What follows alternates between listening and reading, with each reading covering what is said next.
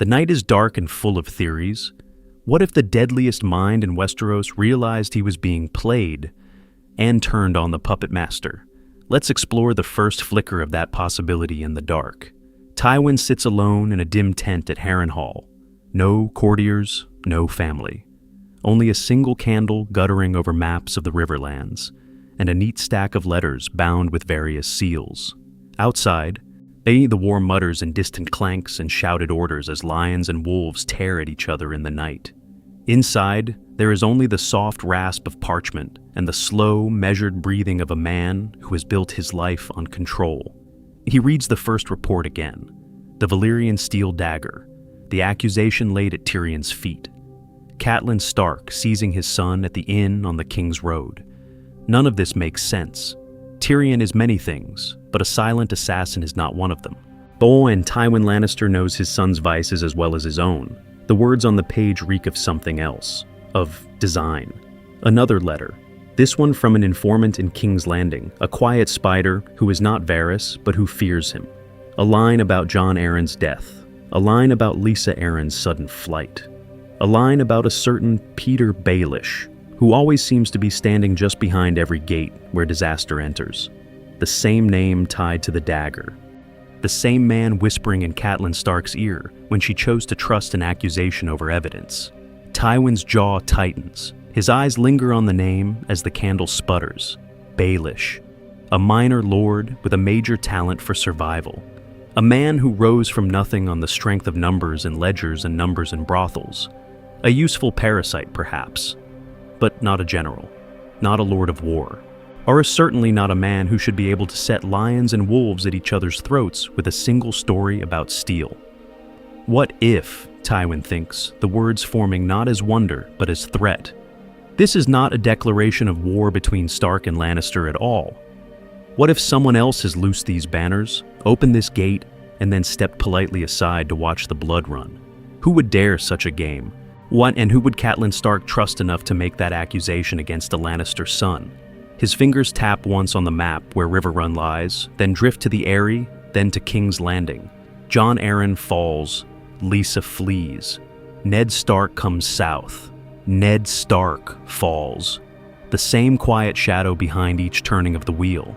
Tywin can feel the pattern pressing against his mind, the way he once felt the first cracks in the rock under his father's weak rule. He reaches for one more letter. Always a fresh report from the capital, mentioning Sansa Stark's tears, Joffrey's temper, and Littlefinger's easy smiles in the council chamber. Tywin reads a single line, and his eyes go cold. "I intend to speak with Eddard Stark," he says to the empty tent, voice low and absolute. "Before this, Accountant burns my legacy to the ground." We cut away before we see what in that letter finally snaps the pieces into place, and how the old lion decides to turn.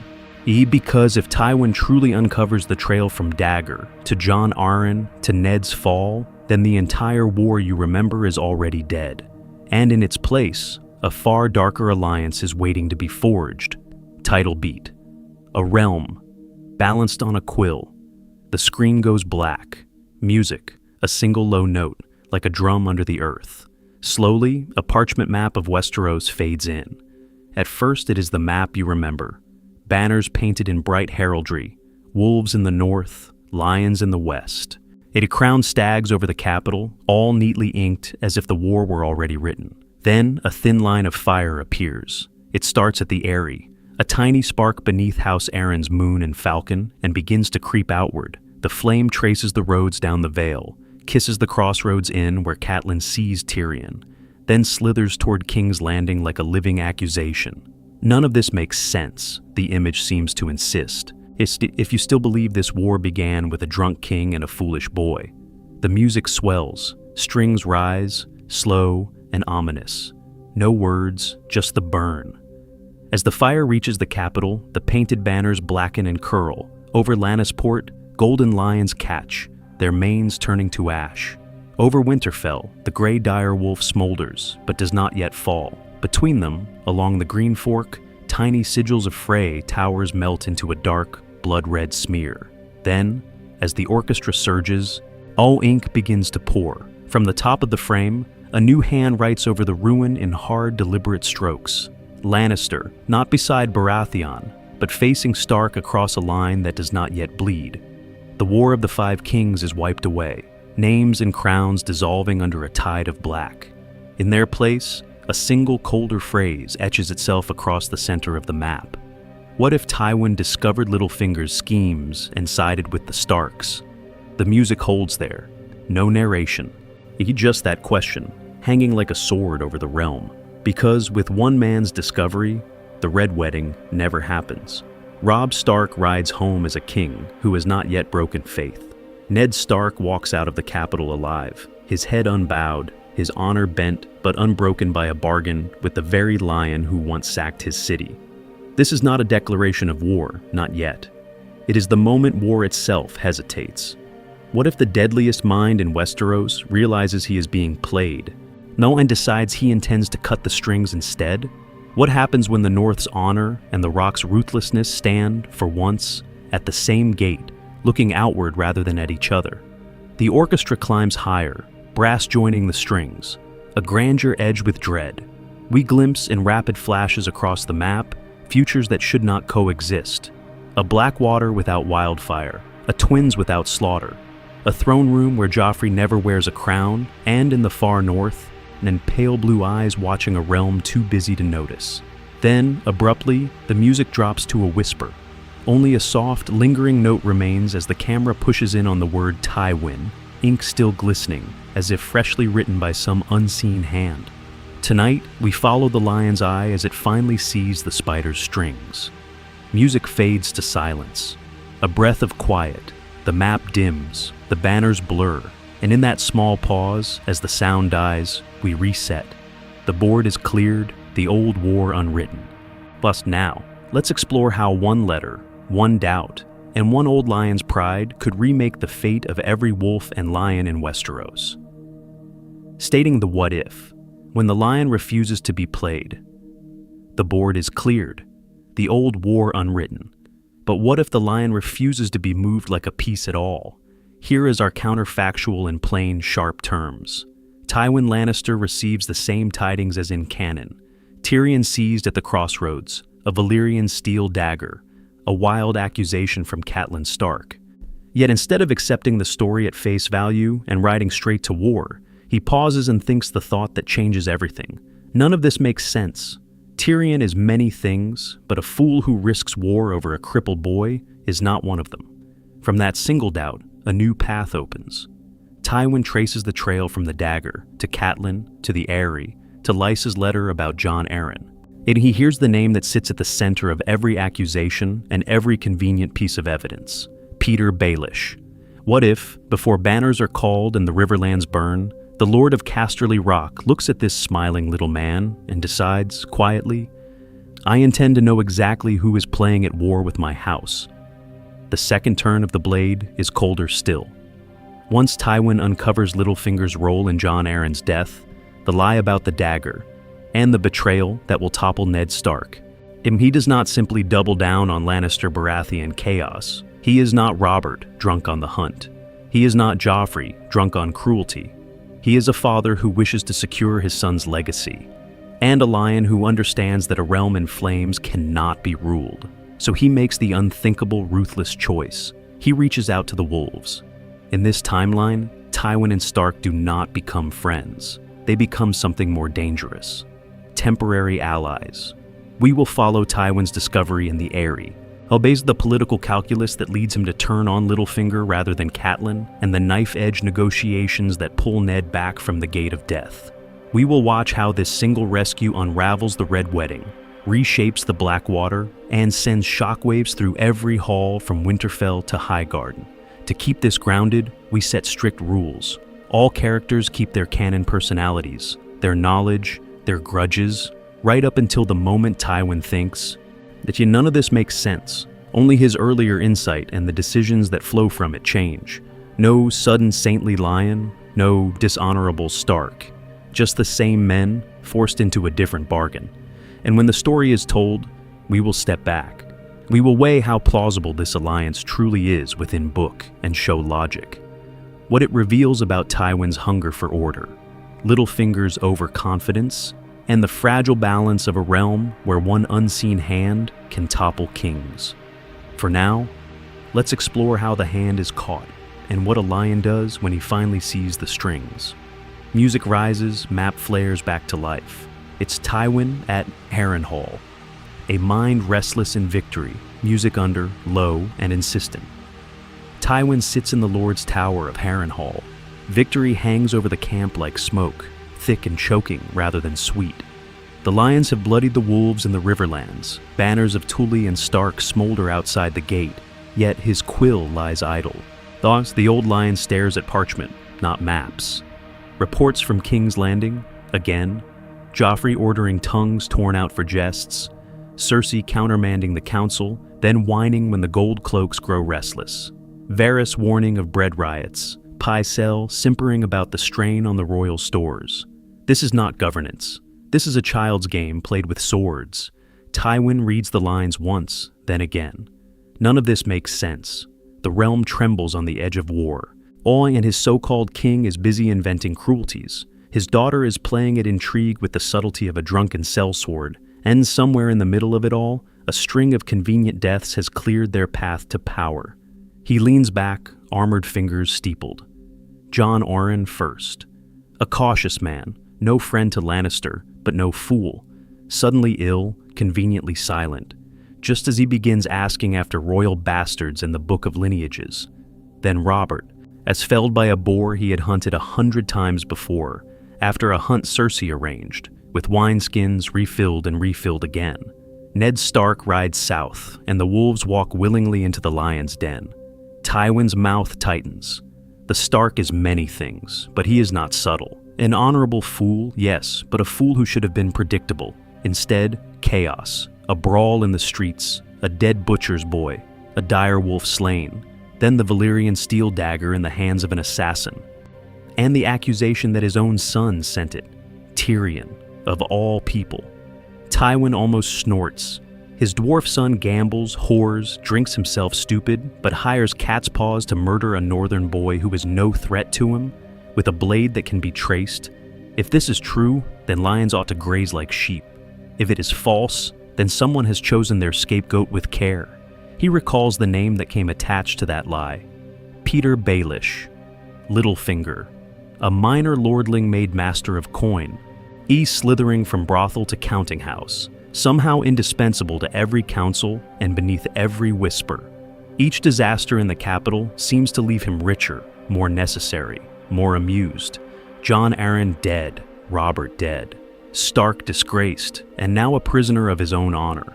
The war in the Riverlands ignited by Catelyn's seizure of Tyrion on the strength of Baelish's word. And through it all, Petyr rises. What if this is not misfortune, but design? If Tywin feels the thought settle like a stone in cold water. He values order, legacy. The Lannister name must not rest on accidents, on a boy king's tantrums and a daughter's half-witted schemes. He has spent a lifetime dragging his house from mockery to majesty. He will not see it undone because fools at court chase shadows while another man pulls their strings. No, I intend to know. He turns back to the parchments, but now he is not reading reports. He is arranging pieces. Who gains from Jon Arryn's death? Who whispered in Lysa's ear? Who told Catelyn Stark which dagger to name? Who stood beside Ned in the throne room, promising support, then watched him fall? The evidence is thin, but the pattern is there, faint as tracks in new snow. Somewhere, a hand moves against both lion and wolf. Tywin Lannister decides, in that cold tower of Harrenhal, that something in this sequence does not add up, and that before another king dies, before another war consumes father and son alike, he will drag the truth into the light, even if it means the lions must, for a time, walk beside the wolves. Music rises, cutting off as a rider hammers at the door. Threads of treachery, Tywin begins to pull. The night is dark and full of theories. The rider's report is brief, but it is enough. King's Landing, the dagger, Catelyn Stark and her mad gamble at the inn. Tywin dismisses the man with a curt nod, and, when the door closes, the old lion is alone with his thoughts. None of this makes sense. He stands at the narrow window of Harrenhal's tower, watching mist curl around the broken gate, then turns as a soft knock sounds. An older man enters, robed in gray and crimson, Maester Corran, a minor Lannister retainer sent from the Rock with ravens and records, a man of ink rather than iron. "Maester," Tywin says, voice clipped, "I intend to review every raven and ledger that passed between the capital and the Vale, from Jon Arryn's death to Eddard Stark's arrest. Quietly, no copies leave this room." Corran blinks, surprised, but bows. "As you command, my lord." "This is not a declaration of war, then?" Tywin's mouth twists, the closest he comes to humor. "If I wished for war, Maester, the Riverlands would already be ash. This is an inquiry. I wish to know who is squandering my time and my blood." Scrolls and leather-bound ledgers soon cover the table. Tywin reads in ruthless silence, eyes moving faster than Corran can track. Ravens announcing Jon Arryn's sudden illness. Lysa's flight to the Eyrie. Petyr Baelish named Master of Coin. Then the messages that followed Ned Stark south, step by careful step, toward disaster. "Here," Tywin says at last, tapping a line. "The Valyrian steel dagger, Robert's tourney wager." And this testimony from Lord Baelish that it belonged to Tyrion. Corran clears his throat. "The same dagger Catelyn Stark claims was used on her son. The same accusation that led her to seize your son at the inn." Tywin's gaze hardens. Tyrion spends his coin on wine and whores, not on subtle assassins. And Eddard Stark, he pauses, weighing the name. A man who clings to honor like a drowning man to driftwood. "Tell me, Maester, does such a man launch a coup without first securing the city watch?" "He did not," Corran says carefully. The gold cloaks turned on him. "Exactly." Tywin's fingers drum once, sharp as a hammer on an anvil. So either Stark suffered a sudden, miraculous attack of idiocy, or someone he trusted assured him of the Watch's loyalty, then sold him to the Boy King. He turns back to the ledgers, following columns of ink the way a general follows banners on a map. Debts to the Iron Bank. Into the Lannisters themselves, swelling like a poisoned wound. Petyr Baelish's name appears again and again. Minor lord of a minor house, yet somehow elevated to master of coin. Keeper of the realm's purse. "What if," Tywin murmurs, almost to himself, "the war I am fighting was purchased years ago, one quiet loan at a time?" Corran shifts. Baelish's connections to House Arryn are notable, fostered in the Vale, favored by Lysa. If Jon Arryn's death was no mere illness, then the same man who managed the realm's coin, Tywin cuts in, had the grieving widow in his pocket, the king in his cups, and the hand seat waiting to be filled. Convenient. His tone is dry as old parchment. For a man whose only proven talent is losing duels over Tully girls. He takes a fresh scrap of parchment. Slowly, deliberately, he writes a single name. Petyr Baelish. He underlines it once. Then, after a heartbeat, twice. Maester," Tywin says, folding the parchment with care. "Send discreet inquiries to the Eyrie, to Gulltown, to every factor who has ever taken Baelish's coin. I intend to test every word of his against other mouths." He slips the marked parchment into his sleeve, close to the lion on his breast. "Until I have better evidence," Tywin says, almost softly, "the wolves are not my greatest concern." And somewhere far to the south, in the Red Keep's shadowed halls, a certain master of whispers will soon feel a cold green gaze turning his way. Whispers and webs, Varys, Pycelle, and conflicting truths. The night is dark and full of theories. Music. Tywin does not summon the court. He summons one old man. Pycelle shuffles into the hand solar, beard trembling, chains clinking like a timid suit of armor. The lions on the banners watch from the walls. Tywin watches from behind his desk. "Grand Maester," Tywin says, voice mild. "We will speak of Jon Arryn." Pycelle blinks, once, twice. His fingers worry at his beard. "Of course, my lord Hand. A tragic loss to the realm." Tywin's green eyes do not move. "Describe his final days, slowly. Leave nothing out." Pycelle swallows. "He grew weak, a wasting, my lord. Fever, coughing. Age will have its due. I advised rest, simples, leeches. Who had access to him?" Tywin cuts in, short, sharp. Names? Why, the king, of course. Lord Stannis, Lord Renly, Sir Barristan, his household, the boy Robert, his lady wife. A pause. And Lord Petyr Baelish as Master of Coin. All the king's counselors attended him at times. Tywin leans back, expression carved from stone. You treated him personally? Oh, yes, my lord. I did all that could be done. These country fevers, they come on swiftly. I told Lord Arryn he must remain in bed, but he insisted on his duties. A devoted father to the realm. Tywin's lip curls, the faintest hint of contempt. Did he speak of taking his son from the Eyrie, of bringing the boy to court? Pycelle hesitates. Too long. He mentioned it, perhaps. Idle talk, nothing of consequence. Nothing of consequence, Tywin repeats. And yet his lady fled the city at once, without waiting for the funeral, without waiting for the king. None of this makes sense. Pycelle's eyes dart. The Lady Lysa was distraught. Grief takes many forms. Indeed, Tywin's tone turns almost courteous. And you are certain his death was natural? No strange taste in his food? No sudden change after a visit? I saw no poison, my lord. If there was any, I would have known.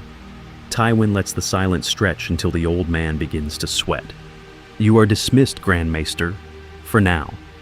When the door closes, Tywin does not move for a long moment. The wolves of the north, the lions of the rock, all dancing on strings. But whose? Later, the torches burn lower. The gate to the Hand's Tower admits a softer shadow. Varys glides in, hands folded, expression mild as milk. You wish to see me, my lord? I intend to hear truths, Tywin says. You trade in them. You will pay in kind. Varys inclines his head. I am but a humble servant of the realm. A servant who survives every turn of war, Tywin replies. Dry, cutting. Jon Arryn, his illness. Speak. Varys' eyes flicker. What if I were to say his death did not smell of age, but of purpose? He was asking questions about royal lineage, about a dark-haired father and fair-haired children. Tywin's fingers tap the desk once. And then, Varys says softly, he sickened, swiftly. His lady begged to return to the Eyrie. She left in such haste one might think the city itself were poisoned, and in the confusion, certain men grew more powerful, Lord Petyr among them. Baelish, Tywin says. Pycelle calls him a loyal servant. Varys smiles, thin and bloodless. Ask Lord Petyr is loyal, always, to Lord Petyr. He stands just off stage when misfortune strikes. The dagger, Lord Arryn, even Lord Stark's difficulties. A curious pattern, no? Tywin weighs the words. Pycelle swore there was no poison. Varys all but swears there was. Both shield Baelish, each in his own way. One through stupidity or fear, the other through careful omission. This is not a declaration of war, Tywin murmurs, more to himself than to Varys. Merely an inquiry. He rises. He the old lion moving with terrible purpose. 2 men, 2 tales, he says, and every lie falls to protect the same little lord of coin. Only a liar needs such careful protection. He turns to the window, to the dark city below, where a certain mockingbird thinks himself unseen. I wish to see how Lord Baelish sings, Tywin says, when the cage door finally shuts. And somewhere in the Red Keep, a new web begins to tighten. One the spider did not spin, and from which the mockingbird may find no escape. Pattern. Interrupt. Tywin reacts to King's Landing. Nonsense. Tywin does not begin with Baelish. He begins, as ever, with the rot closest to his own gate. A raven from King's Landing lies open on his desk, the seal already broken, the words already offending him. Joffrey has refused to attend council. Arm choosing instead to order a new sword from the smiths and a new round of beatings for some unfortunate stable boy who looked at him wrongly. Cersei, in response, has barred the Master of Coin from certain ledgers and threatened to dismiss half the small council for insufficient respect. Tywin reads the lines twice. None of this makes sense. In truth, it makes perfect sense for fools and children. It is simply intolerable for a king and his mother. His thoughts are clipped. He ain't almost coldly amused.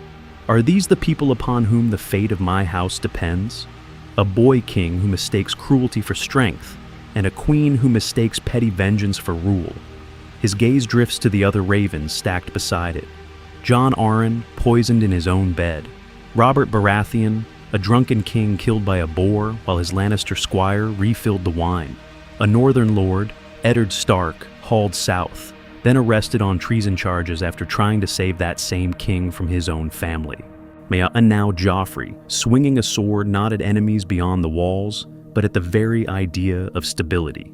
What if someone had written this chain of events as a play, Tywin thinks? Any sensible man would call it absurd. He leans back, fingers steepled. A poisoned hand, a dead king. Wolves and lions circling each other over a throne already cracking. A boy on the Iron Throne whose first instinct is to shed blood and ignore counsel. This is not a declaration of war, he realizes. This is a slow suicide wearing a crown. If such chaos can erupt by accident, that is one thing. But Tywin has already seen the fingerprints of design in the Valyrian steel dagger, in Lysa Arryn's wild accusation, in the convenient rise of one mocking little lord of coin. None of this is coincidence. None of this is safe. If fools and children are steering the ship, then any hidden saboteur becomes twice as dangerous. A single whisper from Littlefinger can send Joffrey into a rage, or nudge Cersei toward yet another disastrous scheme.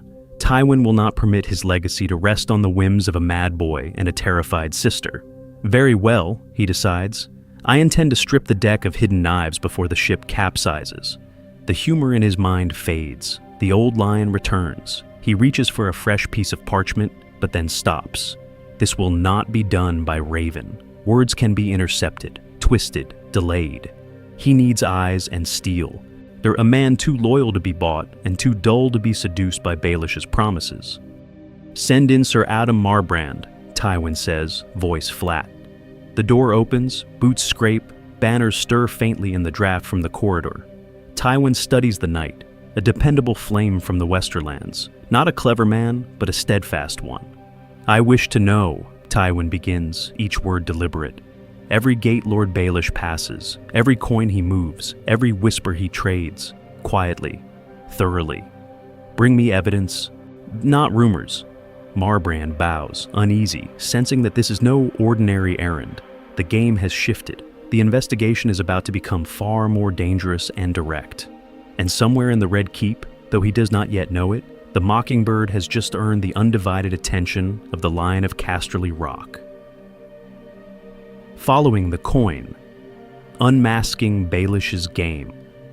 What if the lion decided to hunt not on the battlefield, but in the ledgers? And let's explore how following the coin turns suspicion into something far deadlier. Evidence. Tywin does not roar this time.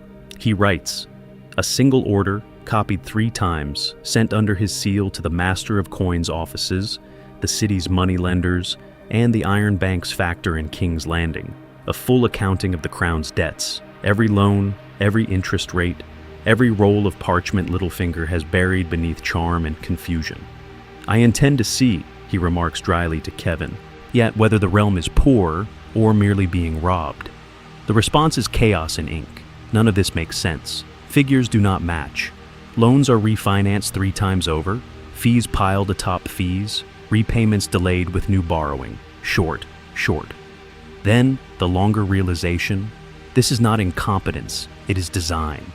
The Crown owes the Lannisters, the Tyrells, Braavosi bankers, even minor free cities all at once, each debt structured so that default on one imperils the others.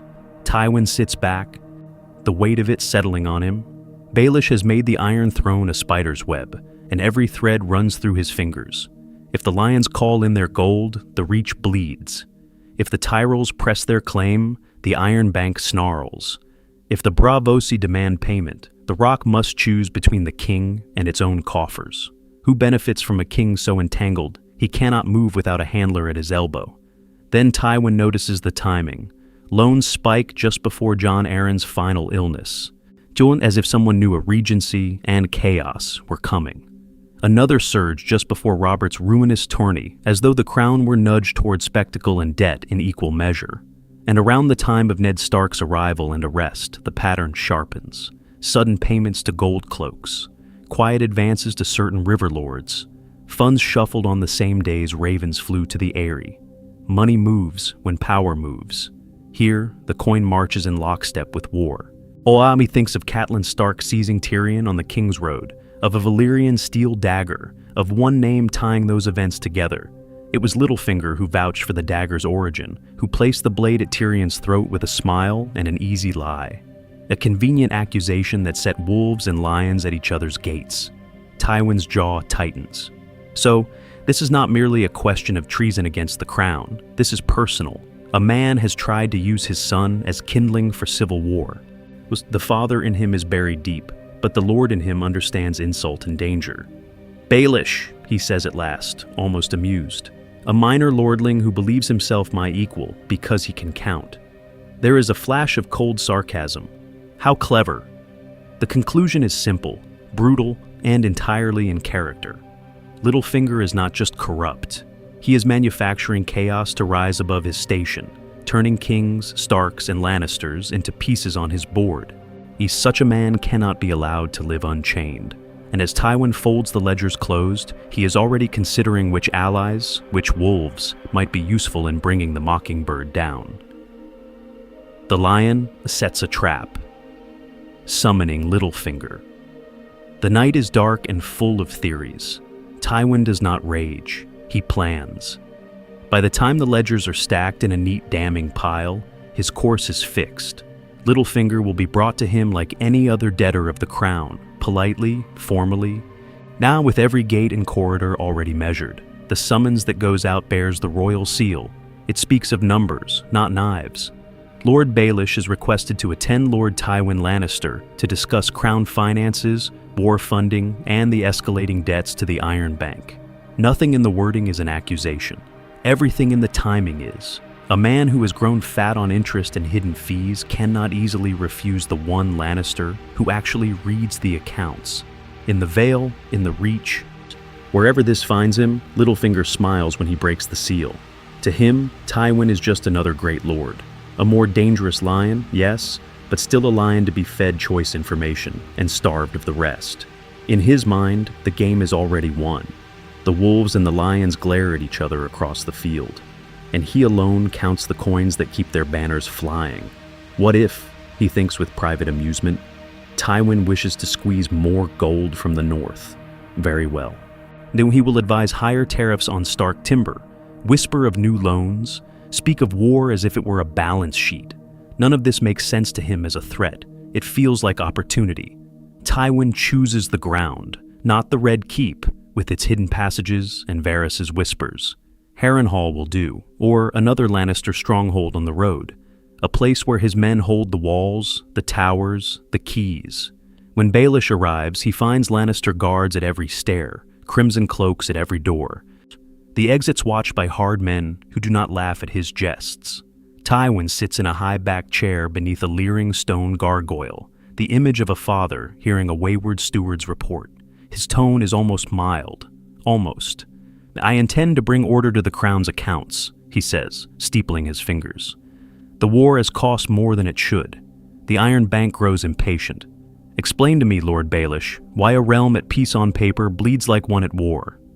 Numbers are recited. Caravans, tariffs, new levies on ports. Littlefinger talks quickly, easily, his tongue moving with the same glib speed that once convinced Ned Stark to trust him at the city gate. Tywin listens. He interrupts only to pin down a figure, to ask which lord was told what, to note, with dry contempt, that a master of coin who enriches himself is hardly a novel sin. This is not a declaration of war, Tywin remarks at one point, almost idly. Merely a father who wishes to ensure his son does not inherit a bankrupt kingdom. The sarcasm is razor thin. The implication that Joffrey is unfit hangs unspoken in the air. Littlefinger laughs, offers sympathy, offers solutions. He believes they are discussing gold. Then Tywin changes the weight of the room. Tell me, he says, voice softening in a way that is somehow more dangerous. About a Valyrian steel dagger once lost in a wager. And about a hand of the king who died asking questions. Jon Arryn, what precisely did you tell Catelyn Stark, and why? The ledgers are forgotten, Tywin's green eyes sharpen, hunting for the first flicker of fear. For the first time, Littlefinger's smile does not reach his eyes, and Tywin, watching, knows he has found the crack. But how deep does it run, and how many deaths does it hide? Interrogation of a master schemer. Tywin lets the silence stretch. He has learned that men fear quiet more than shouting. Littlefinger's smile trembles at the edges, then fixes itself again, like a mask nailed in place. Tywin moves first. The official tale, he says almost idly, is simple enough. Robert wins a dagger from you. Robert wagers it and loses it to my dwarf son. My dwarf son then sends an assassin after Brandon Stark's bastard brother with that same dagger. None of this makes sense. His gaze does not leave Baelish's face. Now, Robert could barely remember his own small council meetings, yet he recalled this wager in such detail. Littlefinger spreads his hands, all wounded innocence. Our late king remembered his victories and his vices, my lord. Dice, drink, and women. I merely supplied the accounting. Tywin's lip curls, dry, contemptuous. Varys recalls no such wager. Pycelle swears Robert never spoke of losing a Valyrian steel blade to Tyrion. Two liars, perhaps, or one. He leans back, and the chair creaking softly. What if I decide you are the liar? Baelish's eyes flicker, only for a heartbeat. Then the smirk returns. The spider weaves tales to please whoever holds his leash. The Grand Maester is older than this city's gates. Memories fade. I wish to help you see the pattern, my lord, but threads do tangle. Do not patronize me with your embroidery, Tywin cuts in. I have read your ledgers. I have spoken with Varys, with Pycelle, with Stark. The name hangs in the air like a drawn sword. And I have read a certain letter, from Lysa Arryn to her sister. An accusation of Lannister murder sent the wolves running, and nearly plunged this realm into war. Littlefinger goes still. Just a fraction. Tywin notices everything. Lysa fled to the Vale, Tywin continues, voice softening in a way that is far more dangerous than rage. There she clings to you, a widow who poisons her son's mind, who barred her gates against her king, who shrieked of Lannister plots while cradling the true author of her madness. You have had your hooks in her since you were a boy at Riverrun. He lets the implication hang. A hand of the king dies. His widow writes a panicked letter, and you are there, always there. Littlefinger's reply is smooth, but thinner now. I was Jon Arryn's loyal servant, as I am yours. Our interests align. Lions and mockingbirds both prefer order to chaos, when that order profits them. Tywin's eyes harden. You framed my son. You turned Catelyn Stark into a knife at my throat. You risked the Lannister name, the succession, the peace of the realm, for a game only you understood. I intend to decide whether you live long enough to explain the rules. He rises, and the room seems to shrink around Baelish. This is not a declaration of war, Lord Baelish, Tywin says. It is an accounting. Here is your choice. You will confess, in full, how you moved Lysa, how you placed that dagger, how you fed Ned Stark to Joffrey's madness. Then you will serve, as a tool turned against graver enemies. Or, his voice drops to a whisper. You will vanish, and every crime you did commit will be laid at your grave. He lets the threat settle like dust on a tomb. Now, Tywin murmurs, almost curious, which fate do you find more profitable? Because the next move in this game of lions and ghosts belongs to Littlefinger, or so he still believes. Let's explore how wrong he is. The calculus of mercy. Why Tywin spares the wolf. None of this makes sense. That is Tywin's first clear thought once Littlefinger leaves his presence. Oily charm still lingering like a bad scent. A realm on the edge of war. A reckless boy king in King's Landing. Wolves in open rebellion who have already shattered his banners in the field under Robb Stark. And somewhere in the middle of it all, a minor lord from the fingers pulling strings he has no right to touch. As Tywin retreats to his solar, maps and ledgers spread before him like a battlefield. The lions are strong, yes, but strength squandered on chaos is merely noise. In the canon we know, he rides to war because pride and blood demand it. Here, he has something rarer than gold. Advance warning that the war itself is a manufactured illusion. What if the true enemy is not the North, but the man who set wolf and lion upon each other? He thinks of Joffrey, the boy's pale, excited face on the day Ned Stark died. The way Varys had reported it, a whim, a tantrum, a crown used as an axe. Tywin had called it stupidity then. Now, with the dagger lie and Jon Arryn's death circling back toward Baelish, it becomes something worse, a catastrophic waste. A valuable hostage, he mutters, fingers drumming. A potential ally, thrown away to gratify a child. He lets himself feel the anger, just for a heartbeat. In not grief for Ned Stark, Tywin has no patience for such sentiment, but fury that a man of use was turned into a martyr for nothing. When a father builds for his son, he does not burn the scaffolding while the tower is still half raised. Honor. The word tastes sour on his tongue, yet he cannot deny what the Starks represent. A Stark's word, once given, is iron. King's Landing is wildfire in human form. Cersei's paranoia, Joffrey's sadism, courtiers who change loyalties with the wind at the gate. When in his mind, he sets them side by side. On one side, a house that keeps its oaths even unto death. On the other, a court that cannot keep a promise until supper. A dead Ned Stark is a symbol. A living, controlled, indebted Ned Stark is a lever. Tywin can work with levers. I intend to make use of that, he decides quietly, if the wolf will listen. Legacy sharpens the thought. All his life, he has fought to ensure House Lannister does not return to the days when they were laughed at behind their own doors. Gold, banners, the rock itself. None of it matters if his grandchildren inherit a kingdom in ruins and a name cursed from Dorne to the Wall. Endless war is noise. A realm at peace, bound by a managed alliance with the North, is music that can play for generations. So, he sketches the only path that preserves both pride and power. This is not a declaration of war on the Starks. It is a declaration of ownership over the story.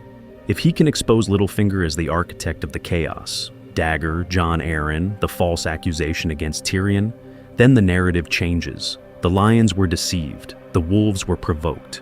A political settlement becomes justice, not weakness. I wish to stand before the realm with evidence, Tywin thinks, already composing the speech. Let the traitor hang, and let the North see who truly sought their ruin. The decision settles over him like armor. He will spare the wolf, not from mercy, but from calculation. And as he reaches for the next letter, summoning Ned Stark to a private parley, one last thought intrudes. What happens when the wolf realizes the lion needs him? That answer will decide whether this fragile peace holds, or births a quieter, deadlier war. Pattern. Interrupt. Tywin's brutal honesty about everyone. The answer, Tywin decides, begins with an inventory of fools. He sits alone, candle guttering low, the letter to Ned Stark still drying beside his hand. Instead of sealing it, he lets his mind march through the realm's so-called leaders, weighing them like coins and finding most of them shaved thin. Robert first. Always Robert, a warhammer with a crown balanced on top, a man who won a war and then mistook the victory feast for a form of government. If half these men ran a brothel, they'd be bankrupt in a fortnight, he thinks. And Robert would drink the furniture before the doors even opened. Cersei, his own blood, his greatest failure. A lioness who believes claws are a substitute for thought. She mistakes malice for strategy, spite for evidence, and motherhood for ownership. She sees banners and thinks of jewelry, not of supply lines or gates that must be held when the songs are over. Joffrey. Tywin does not bother to soften the word that comes to mind. Child, not son. Not king. A boy who thinks that an accusation is the same as guilt and that a crossbow is the same as power. None of this makes sense, he tells himself, that such a creature should sit where Aegon once did, save that Westeros has grown careless with thrones. Renly. Silk pretending to be steel. Charming, yes, but charm does not hold a line against northern wolves or eastern horsemen. He plays at king, as others play at tourneys. Delighted so long as the lances are blunted and the crowd admires his cloak, Robb Stark. Here at least, Tywin pauses. Young, untested, led too much by heart and by a father's shadow. Yet the boy has discipline, inspires loyalty, moves when others merely talk. A wolf cub, but a wolf all the same. Stannis. Iron without warmth. Law without love. A man who would burn the realm to save its rules. Reliable, in the way a headsman's sword is reliable. Point him, and something will be cut. The trouble is, he chooses his own necks. What if, Tywin wonders, these are the choices? A drunk, a viper, a child, a peacock, a fanatic, and a house of stubborn northerners who at least remember what oaths are. No wonder the realm totters. His thoughts circle back, inevitably, to Ned Stark. Honor blind? Yes. Slow to see that lions and wolves do not share meat easily. But when Ned speaks of truth, he means it. When he presents evidence, it is not forged in a counting house. Stupidity can be guided. Integrity, once sold, is gone forever. Littlefinger, by contrast, is all slipperiness. A man who would sell the gate, the key, and the guard's children if it bought him one more rung up the ladder. Ambition without banner or father, without limit and without anchor. Dangerous precisely because he believes war is a game, and that none of this makes sense unless he is the one shuffling the pieces. Tywin exhales, the humor ebbing. The brief and bitter amusement has done its work. The tally is complete. I intend to reshape this board myself, he decides, because no one else is capable of more than flailing. This is not a declaration of war, not yet. It is a private verdict. The lions cannot trust their own cub. The South cannot trust its king. If the realm is to stand when the real storm comes, it needs one man in the North who can hold fast. Eddard Stark must live, and Tywin Lannister will begin, however grudgingly, by saving the one honest wolf left in this crumbling kingdom. Travel beat. Ravens to the capital, rumors to the north. What if the first blow in this war was not a sword stroke, but ink on parchment and a lion's seal cooling in wax? Let's explore how Tywin turns discovery into quiet invasion. He does not roar, he writes. In his solar, the old lion bends over a series of short, precise letters, every stroke a command wrapped in courtesy. To Varys, couched as a request for clarity. Ik to Pycelle, a reminder of old favors and older debts. To Kevin, a sharper missive. I intend to know whether Joffrey means to squander our house on a boy's tantrum. Each raven bears a different hand, a different cipher, but the heart of the message is the same. Sansa Stark is not to be harmed. Eddard Stark is to be accounted for. Evidence of his condition is to reach Casterly Rock by any gate and any means. Tywin pauses only once, quill held above the page. None of this makes sense. A king who kills the one hostage that might keep the North in check, a council that lets him, either they are fools or someone is pushing them toward ruin. He signs the last letter with a flourish that is almost contempt. If the capital insists on madness, the Lannister and Casterly Rock will have to be the sane one. Days later, the first ripples touch King's Landing. A maester in the Red Keep frowns over a lion seal and suddenly discovers a spine. A gold cloak captain, long in Tywin's pay, begins to question certain orders shouted in Joffrey's shrill voice. A whisper from the Spider takes on a new edge when he mentions that Lord Tywin was displeased to hear of talk of executions. No one dares say it plainly. Yet in the shadowed halls, the words hang unspoken. The father does not approve of the son. Courtiers are quick studies in fear. They notice when Pycelle starts mumbling about prudence. They notice when Cersei's smiles grow tighter. All when Joffrey's rages are met with glances toward the west. What if the real power of House Lannister is not on the Iron Throne, but in the rock that feeds it? Speculation spreads like smoke under a door, thin but choking. This is not a declaration of war, but it feels like a judgment. Far to the north, the smoke reaches Robb Stark as half-heard rumor. In the dim light of his tent, he stands over a rough map, banners of wolves and river lords pinned in place. When a scout is shown in, the man stumbles through reports. A master delaying a royal writ, gold cloaks refusing to draw steel, talk that Lord Tywin is furious with the boy king. Robb's jaw tightens. The last time a Lannister promise reached his family, it came with a headsman's sword. Tywin Lannister's fury is no comfort to my father, he says, voice flat, or to his bones. Dry, bitter, almost a jest, almost. Catelyn listens more closely. She has seen Tywin's face across a battlefield and in council chambers both. and he is not a man who allows his name to be used for folly. If the lions are snapping at each other, does that mean the war can be halted before it begins? Or is this simply another trap baited with her husband's honor? We cannot trust them, Robb insists. Not after what they did. Yet even as he speaks, a thin thread of doubt coils through him. If Ned Stark lives, every decision he is making now becomes a son's rebellion rather than a lord's duty. Outside, the camp stirs, all unaware that lines are being redrawn far beyond their fires. In the south, a grandfather quietly reigns in a king.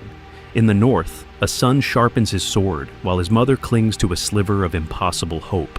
Between them stretches a realm balanced on rumor and raven wings, as Tywin Lannister prepares a gambit that might yet slam the gate on war before it devours wolves, lions, and men alike. Rewriting the scaffold. Ned Stark's fate altered. The night is dark and full of theories.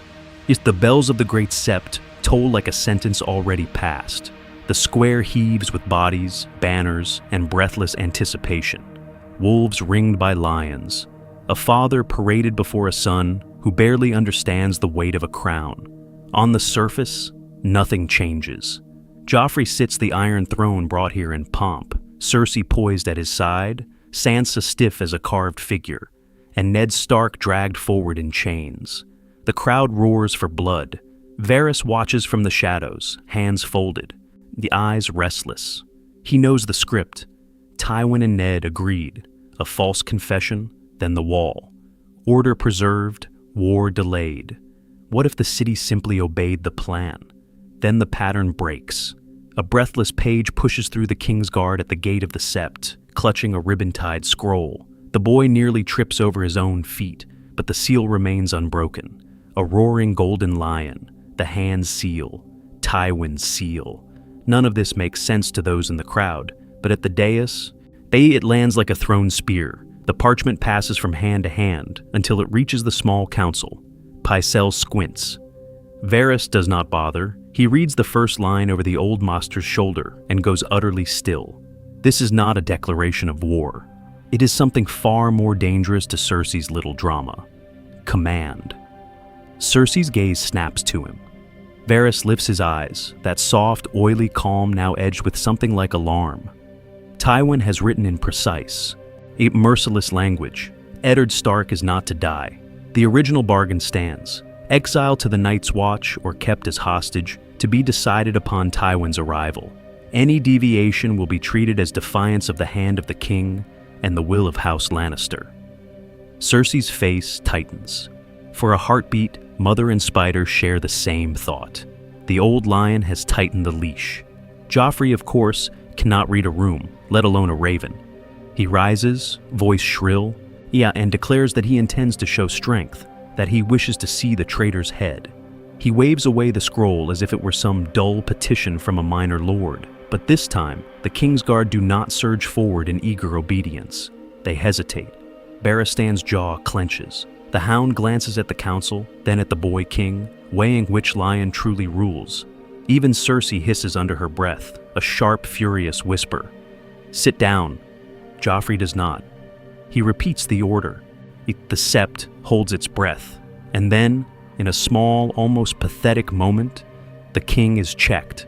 Pycelle, of all people, clears his throat and quavers that the hand's writ bears the weight of the realm, that Lord Tywin is already mustering banners and will brook no disobedience. Varys adds, ever so gently, that defying one's grandfather in public might undermine royal dignity. Royal dignity. The phrase lands like dry sarcasm from a grandfather who is not present, yet somehow fills the hall.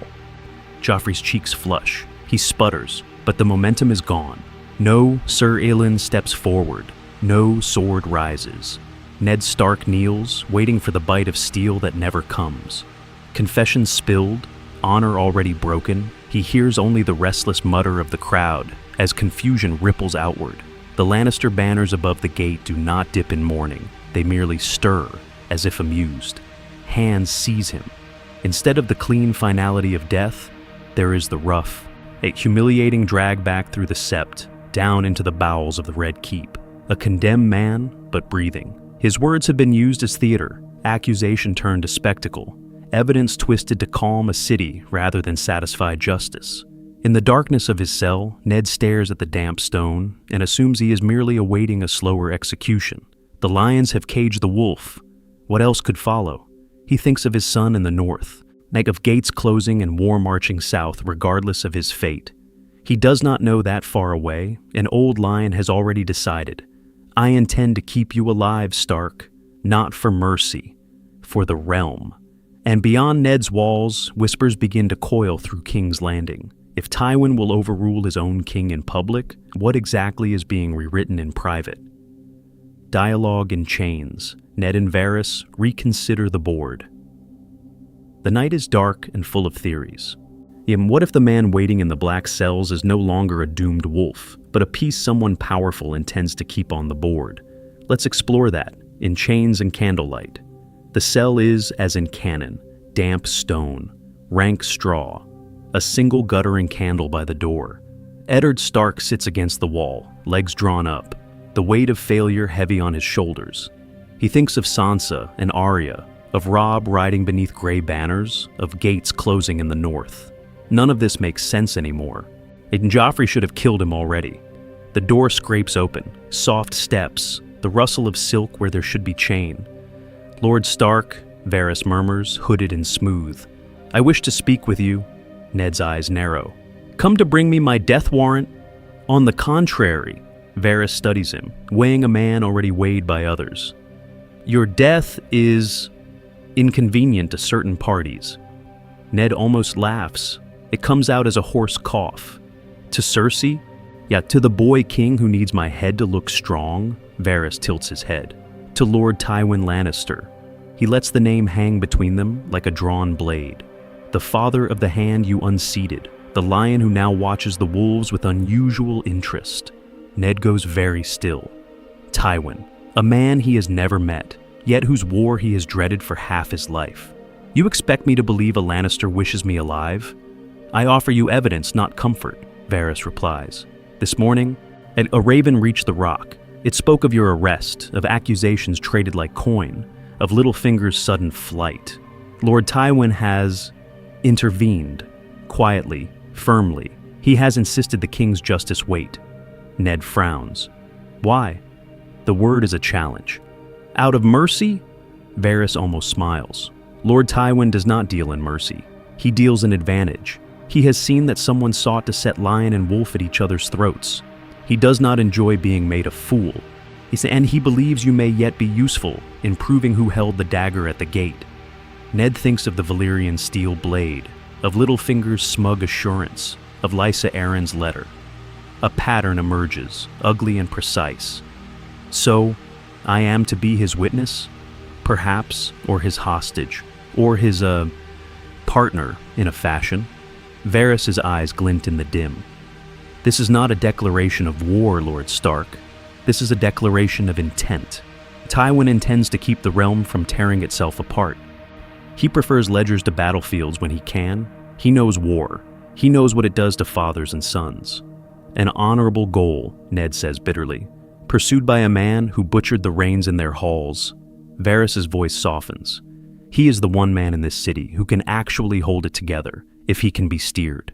His competence is terrifying. His methods, more so. Ned stares at the dark beyond the candle. A Lannister as savior.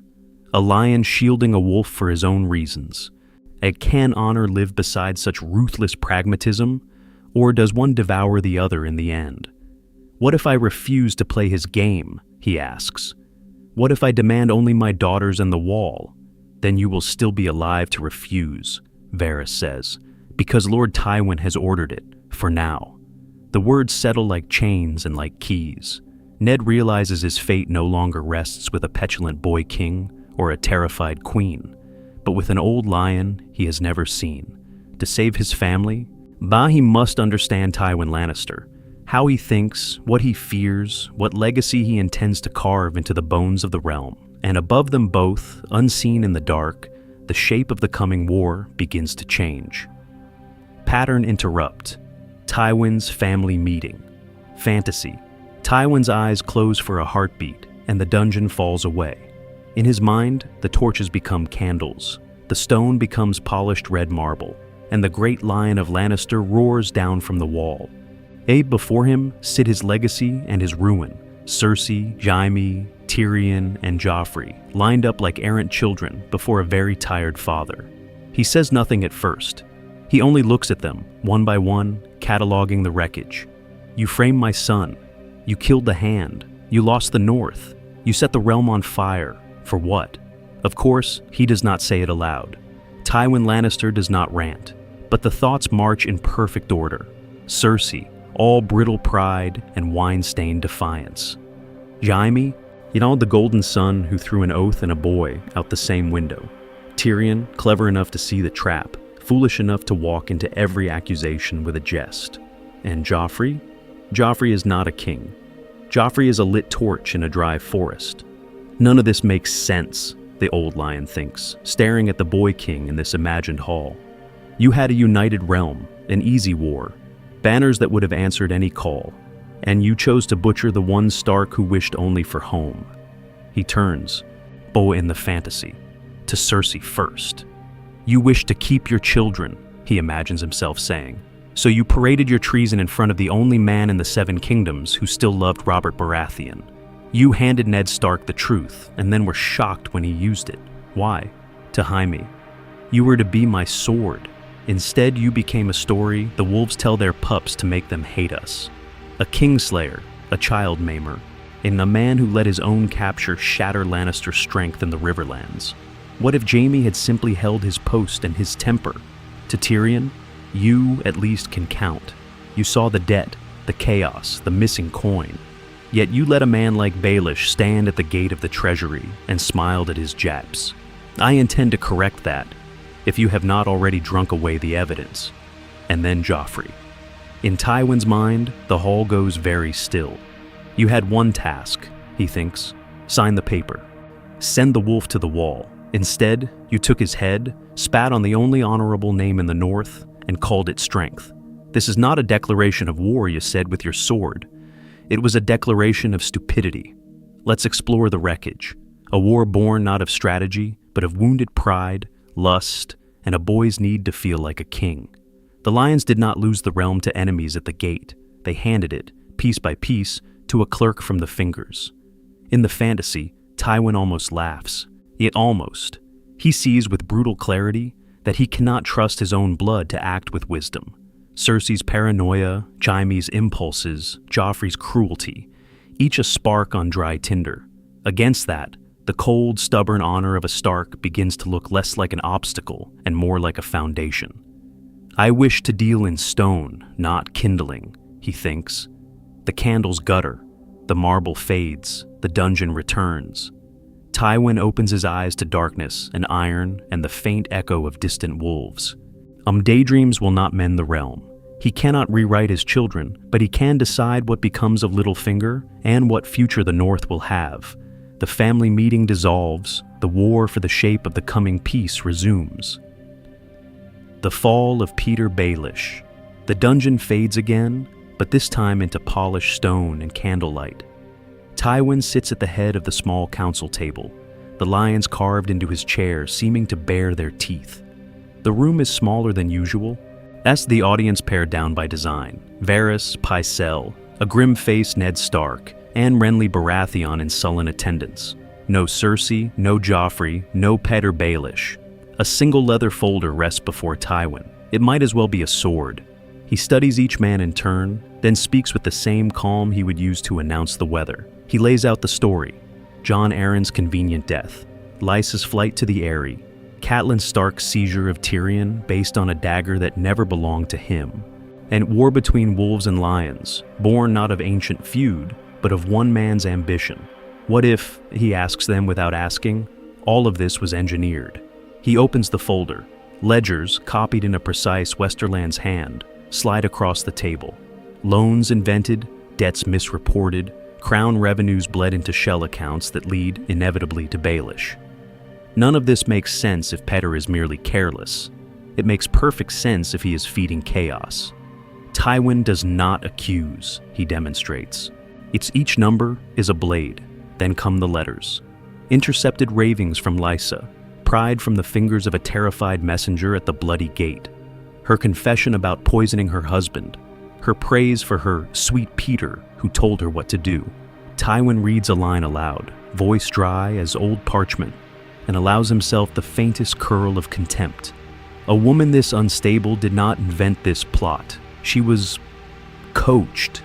Witnesses follow. A trembling clerk from the treasury, a promised protection by both Stark and Lannister. A dockmaster who saw Baelish's private ships leave on nights when certain letters disappeared from the Red Keep. Tywin has rehearsed none of them. He simply crushed them until the truth came out. This is not a declaration of war, he thinks. This is a disinfecting. Baelish is finally summoned. He glides in with his usual half-smile, eyes flicking to Ned, then to Tywin. He begins with charm, with practiced humility, with that soft Riverlands lilt. Oh, Tywin lets him speak for exactly 3 sentences. "I intend to make this brief, Lord Baelish," he cuts in. "Your ledgers are forgeries. Unfortunately for you, so are mine. And mine are better." The mask slips, just a fraction. A tightening at the corner of Petyr's mouth, a quickened breath. He reaches for misdirection, for honeyed complaint, for some accusation against Stark or Varys. But Tywin is already past the point of debate. The father has seen the knife at his son's throat. Now the lion has scented the trap. "There will be no grand trial," Tywin announces. "No spectacle for the city. I wish to restore order, not amuse the mob. You are sentenced to the wall, to take the black at once, or to die here, quietly." For a heartbeat, Petyr calculates. The wall is death to his ladder of chaos. King's Landing is lost. The north, with Stark and Lannister now aligned, is closed to him. Every gate he once slipped through is barred. He opens his mouth to bargain. If Tywin rises instead. Guards. Steel scrapes. Petyr Baelish, master of whispers and whispers of masters, is dragged from the chamber, his protests dissolving into the corridor. No banners are raised, no bells toll. By nightfall, a headless body feeds the rats beneath the Red Keep, and the realm never hears the name of his executioner. Littlefinger is gone from the game. His schemes die with him. But as Tywin returns to his solar, another thought gnaws at him. If one spider wove such a web in secret, how many more threads are already tightening around the realm's throat? Ravens. To the young wolf. Tywin's offer of peace. The old lion does not sleep. Tywin stands at the window of his solar, King's Landing spread below like a sullen beast. Littlefinger is gone, but the thought remains. If one spider nearly tore the realm apart, what if the next web is already forming in the north? He turns to his desk, where fresh parchment, black ink, no sigil. This is not a declaration of war. This is a calculation. He sits, straight-backed, and begins. Robb Stark, king in the north, if you insist upon the title. The quill moves with ruthless precision. He admits nothing. No guilt over the Riverlands, no apology for banners already raised, no concession that any accusation against a Lannister ever had merit. Instead, he offers terms, clear, cold, unmistakable.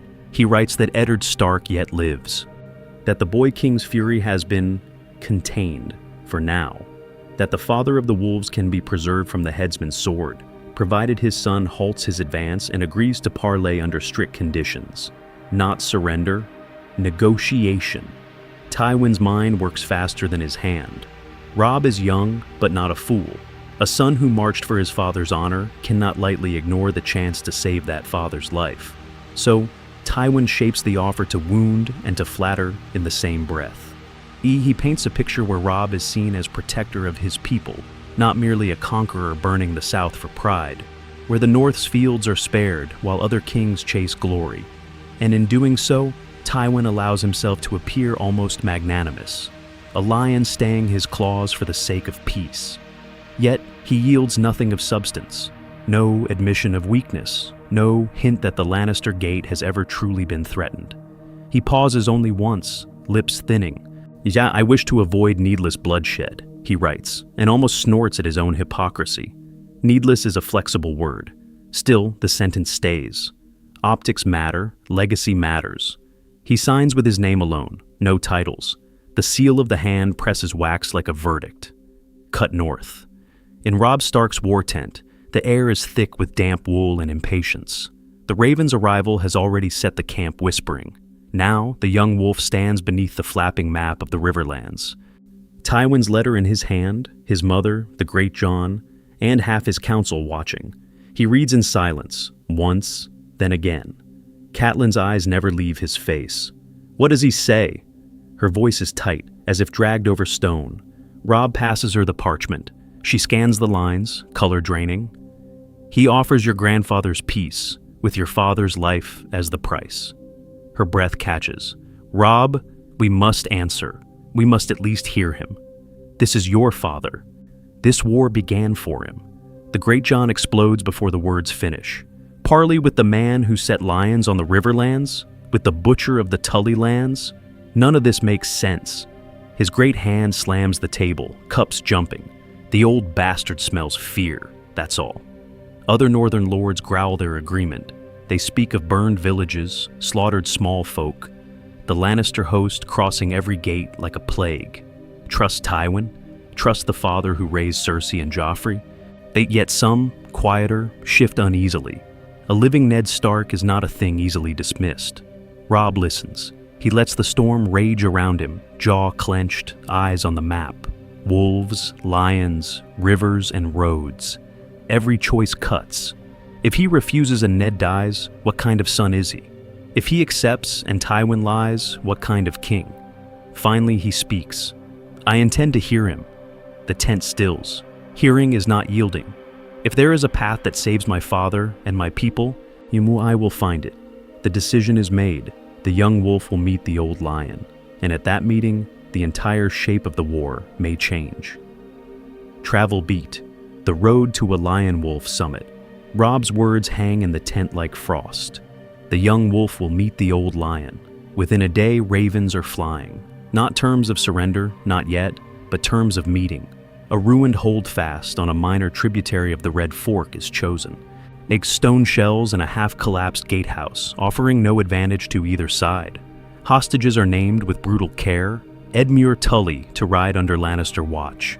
Sir Keevan and Willem Lannister to sit in the Stark camp. Oaths are drafted, sworn before Septon and Hearttree both. Each line an iron bar against treachery. Tywin reads the proposed articles in his command tent, jaw tight. This is not a declaration of war, he notes dryly, but the wording is close enough to make lesser men flinch. No more than 50 riders aside, no archers hidden in the trees, no siege engines within a mile. None of this makes sense if the boy intends an ambush. Robb Stark is either sincere or a better actor than a half of King's Landing. He chooses his escort with the same care he once chose battlefields.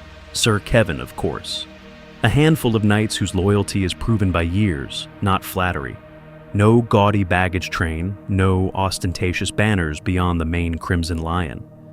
The march through the Riverlands is quiet, disciplined, almost understated. Tywin watches burned farms slide by, charred rafters like blackened ribs clawing at the sky, and counts costs in his head. Grain lost, men lost, time lost. How much of this, he wonders, was purchased on the strength of one man's lie and one woman's poison letter? Robb rides south with fewer men than his lords would like, and more than his mother thinks safe. Grey wind pads ahead, hackles raised. Oh, as if the wolf can scent Lannister steel miles away. Robb's escort is handpicked. Great John for brute force, Roose Bolton for cold counsel, a knot of river lords whose lands have already bled. Every mile, his thoughts circle the same trap. What if Tywin speaks true and there is a way to free his father without yielding the north? What if every step is leading him into chains? The Riverlands answer with silence and smoke. Villages stand half abandoned, doors hanging from twisted hinges. Armwells fouled, fields trampled by passing hosts. Once, they pass a tree bearing 3 hanged men in rusted mail, their sigils burned away. Lions, wolves, it hardly matters. War has stripped them of names. Tywin rides beneath them without a glance, but his mind notes the detail, files it beside accounts of Harrenhal's depredations and Gregor's excesses. Evidence, all of it, of a realm fraying faster than even he anticipated. I wish to end this before the rot reaches the rock, he thinks. Yes, though he would never clothe the thought in such sentimental terms aloud. By dusk on the third day, the chosen field comes into view, a narrow, frost-stiff meadow between river and ruin. Stark tents bloom on one side, pale and practical. Lannister pavilions rise opposite, red and gold against the gray. Two camps, one heartbeat apart. The wind cuts down the valley, sharp as a drawn blade. It snaps the lion and the direwolf banners in the same cold gust, driving them forward, driving them together, as if the very air intends to see which house yields first. Between them lies only trampled grass, a single meeting table, and the fate of fathers and sons. Lion and wolf, face to face. The lions and the wolves meet in silence. Robb Stark crosses the trampled grass first, cloak snapping behind him like a banner of its own. Beside him walks Catelyn, every line of her face tight with memory of a different Lannister host at a different river. Opposite, Tywin advances with measured steps, Kevan half a pace behind, and Tyrion limping at his father's other side like an unwanted conscience. They stop at the plain wooden table. No feast, no wine, only a map, a quill, and the distance between a father and a son who are not kin, yet bound by the same blade in King's Landing. Tywin studies Robb, too young, too angry, but not a fool. The boy's hand rests near his sword, yet he does not grip it. That, Tywin decides, is the first promising sign. What, this is not a declaration of war, Tywin says at once, voice carrying over the wind. If I intended war, Lord Stark, you would hear it at your gate in the clash of steel, not at a table. Robb's jaw tightens. You already brought war to my house. Your banners crossed the neck the moment my father was taken. By the command of a mad boy and a weaker council, Tywin replies. Not by mine. And none of this makes sense if you believe I would squander Lannister strength on chaos I did not design. Catelyn's eyes flash. You burned the Riverlands. He inclines his head, the gesture razor thin. I answered an accusation against my son with force, as any father might. But the accusation was false. The dagger, the attempt on Bran Stark, the death of Jon Arryn, those threads lead not to Casterly Rock, but to Petyr Baelish, to Littlefinger. Robb's gaze flickers to Tyrion. Don the imp only shrugs. I'm flattered to be so often blamed for other men's cleverness. Robb leans forward, anger barely leashed. You expect me to believe you suddenly discovered honor? Joffrey ordered my father's arrest. Your daughter plotted behind his back. Where was this outrage then? Tywin feels the old familiar chill settle over him. Joffrey is a fool. Cersei is worse. I did not place either on the throne. I merely endured them. What if I tell you I now intend to correct that mistake? Robb's voice drops. Prove my father lives. There it is. The only word that matters. Father. Tywin draws a parchment from his sleeve, sealed with broken wax. He lays it on the table and steps back. Maester Pycelle took this from Lord Eddard's hand in the Black Cells. He lives, though not comfortably. The Maester has sworn as much before me. Catelyn snatches it up, eyes scanning the familiar script. Her breath catches. Robb watches her face, not the page. The truth is written in her trembling shoulders. If this is some Lannister trick, Robb begins. Tywin cuts across him. If I wished you dead, Robb Stark, you would not be standing at this table to question my sincerity. A beat. I wish to end a foolish war before it truly begins. Robb's knuckles whiten on the tabletop. You started it? Littlefinger started it, Tywin snaps, the name like poison. Joffrey fanned it. I was blind long enough. No longer? He straightens. Here is my offer. Your father walks free. The North is confirmed to you, warden in all but name. The lions and the wolves swear mutual non-aggression. In return, you bend the knee to the Iron Throne and help me restore order. Robb stares at him, blue eyes hard as the winter sea. Not king in the North, a lord on his knees. A living lord, Tywin says, soft as a drawn bowstring. With a living father. Now consider how many graves your pride is worth. The wind howls between them. For a heartbeat, no one speaks. Then Robb asks the only question Tywin did not prepare for. And when the realm learns what you've done to your own blood, Lord Tywin, what happens when the lions turn on each other? Tywin holds his gaze, and, for the first time, lets the boy see that he does not yet know the answer. He sees Catelyn's counsel and the weight of honor. The question hangs between lions and wolves long after the banners part. That night, in the quiet of Robb's tent, the war returns in whispers. The map table lies between them like a wounded thing, river lines and inked gates glistening in candlelight. Catelyn stands at her son's shoulder, while the Great John looms near the entrance. Rose Bolton half in shadow, other northern lords arrayed like a jury waiting on an accusation. Robb breaks the silence first. He would give my father back, and Winterfell, in exchange for a crown I never asked for. The words sound like a verdict passed on himself. He has ridden from battle to battle as king in the north, yet now the title tastes like ash. Catelyn hears it. A mother, but also a Tully, raised on the price of rivers run red. "What if," she says softly, "this is the only road that does not end with your father's head on a spike?" She does not flinch as the Great Jones snorts. "And we have beaten them in the field. The lions are bleeding. Now, Tywin wishes to call it peace?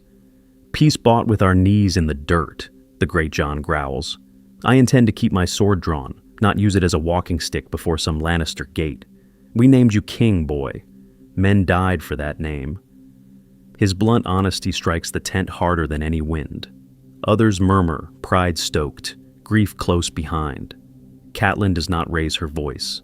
She lets their anger crest, then cuts through. "Men also died for your father when he followed Robert. And for what? A throne in King's Landing that was never his. None of this makes sense if we throw away Ned for a word. King." She turns to Robb, not to the lords. "Your duty is not to your pride. It is to your people, to the small folk in the north who will starve if this war drags on, to Sansa, still a hostage among lions." Rose Bolton's pale eyes flicker, measuring every word the way other men measure coin. Lord Tywin's terms are generous," he says at last. His tone is mild, but the calculation beneath it is sharp as a flensing knife. A Stark restored to Winterfell, the North largely left to rule itself. This is not a declaration of war, but of order. Under such an arrangement, ambitious men might prosper without risking their heads on every throw of the dice. The Great John glares at him. "Ambitious men. Is that what you call it when we crawl to Casterly Rock and thank Tywin for not burning us?" Bolton only shrugs, the ghost of a smile on his lips. "I call it survival. And survival breeds opportunity. A realm at peace leaves room for careful hands." He does not say whose hands. He does not need to. Robb's jaw tightens. Father and son, honor and crown, pull at him from opposite sides.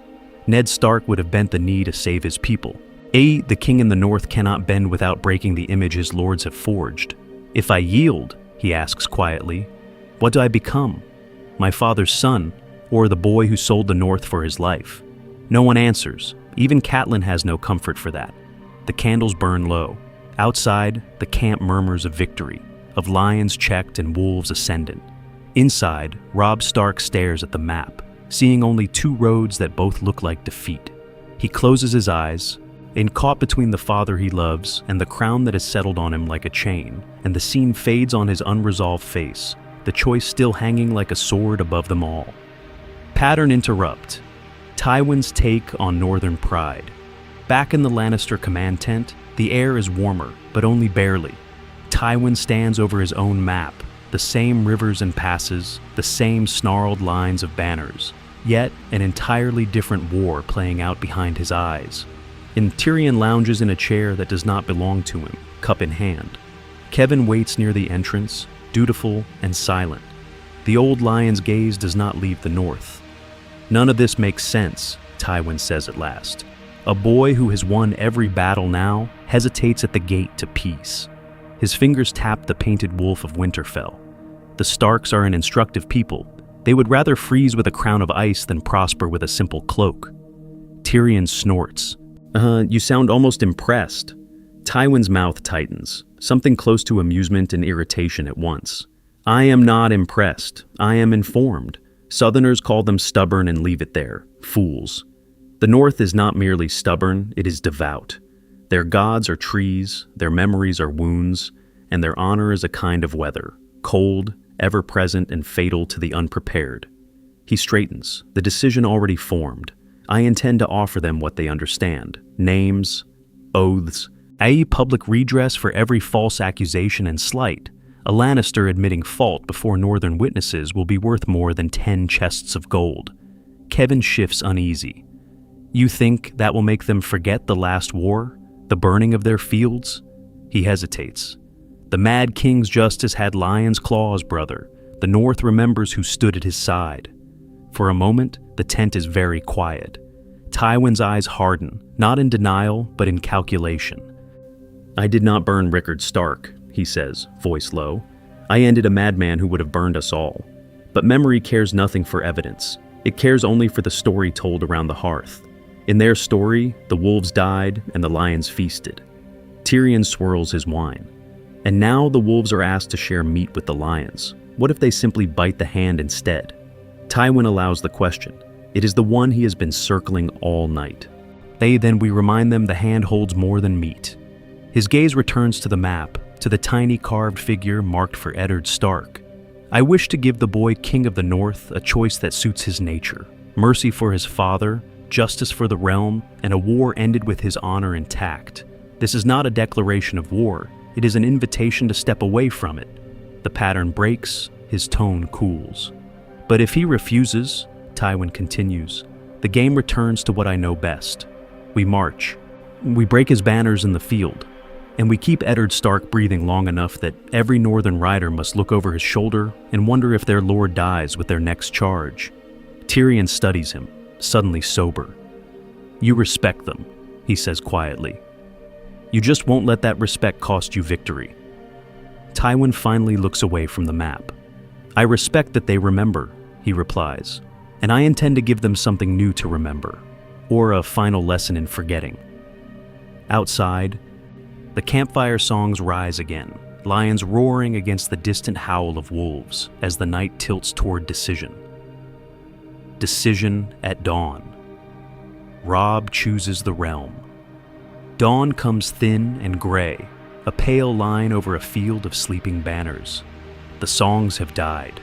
The lions and the wolves lie in their separate camps, listening for an answer that has not yet been given. Robb Stark stands alone outside his tent. No armor, no crown, and only a cloak against the bite of morning and the weight of a decision that feels older than he is. He thinks of his father at Winterfell's gate, of quiet counsel given beside a Godswood pool. Ned Stark would have said the same words again and again. Count the cost. Count the dead. Count what this war will make of you. His hand strays to the wolf's head, clasped at his throat. How many more sons must die for a title his father never sought? And how many more rivers red so he can be called king by men who will not live to see the peace they shout for? The questions circle him like crows. Soft footsteps in the frost. Catelyn comes to stand beside him, her face drawn by a night with no sleep. For a long moment, they say nothing. Mother and son. Queen and king, at least for a few more heartbeats.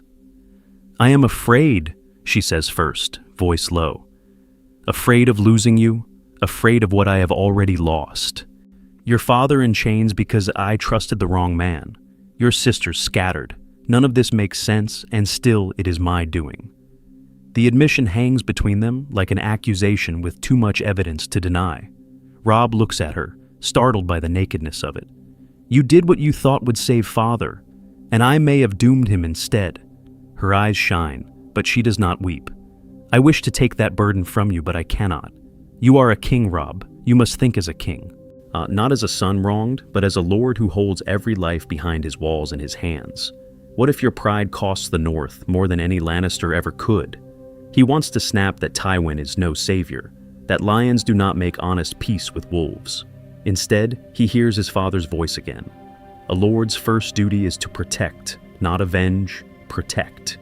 When he returns to the great tent, the northern lords are already gathered. Steel furs, raw eyes from a night of arguments.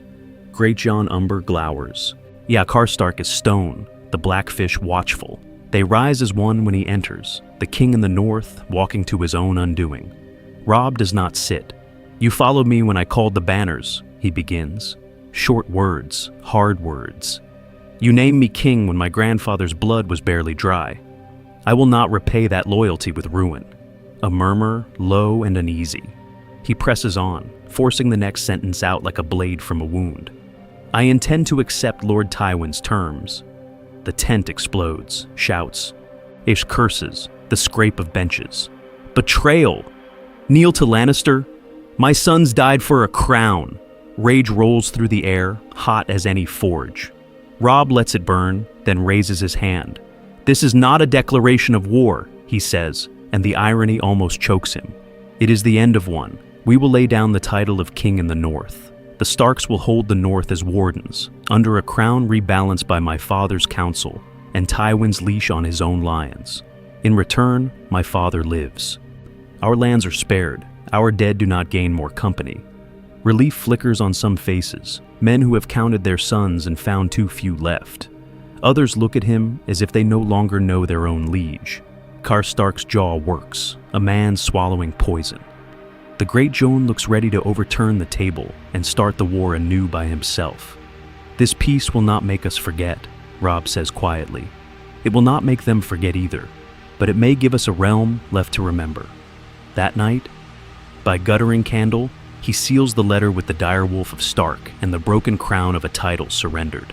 The message rides before dawn, racing toward Tywin's camp, toward a future where wolves bow their heads so their father might live. And as the rider vanishes beyond the last watchfire, Robb cannot help but wonder, when the old lion opens that seal, will he see peace? Or the first move in a longer game he has not yet named? Aimed, Ned's release, and the Stark-Lannister summit. The rider reaches Tywin's camp at dusk. By dawn, Ned Stark is walking out of King's Landing. What if the man who ordered his head in one timeline now arranges his release in another? Let's explore that march through the city, not as a triumph, but as a quiet exile under Lannister banners. Ned moves like an old man, shackles gone, but the memory of them still bites his wrists. And the gold cloaks form a hard shell around him as they pass through the gate, their armor bright, their faces carefully blank. His body is weakened from the black cells, from fever and too little light. Yet his mind is the more haunted thing, circling the same thought. None of this makes sense. Joffrey would never spare him. Cersei would never relent. So, who turned the key? He rides in a wagon rather than on a horse, pride bowed before necessity. Every jolt sends pain up his leg. Masi thinks of Sansa, alone in the Red Keep, of Arya, vanished like smoke, of Robb, somewhere in the Riverlands with the wolves at his back and war in his eyes. A father should not outlive his children. A father should not be bartered. The neutral ground is a low hill between armies, halfway between lion and wolf. No banners fly by Tywin's explicit command. This is not a declaration of war. He has written to both sides. This is an accounting. When Ned steps down, Robb is already there. The boy is taller, armor broader across the shoulders, but the set of his jaw is pure Winterfell. For a heartbeat, politics dies. Father and son cross the last few paces and embrace, hard enough to hurt. Robb feels the sharpness of bone under Ned's cloak and understands the price that has already been paid. Then the moment passes, because both of them know another price is coming. Tywin arrives last. Of course he does.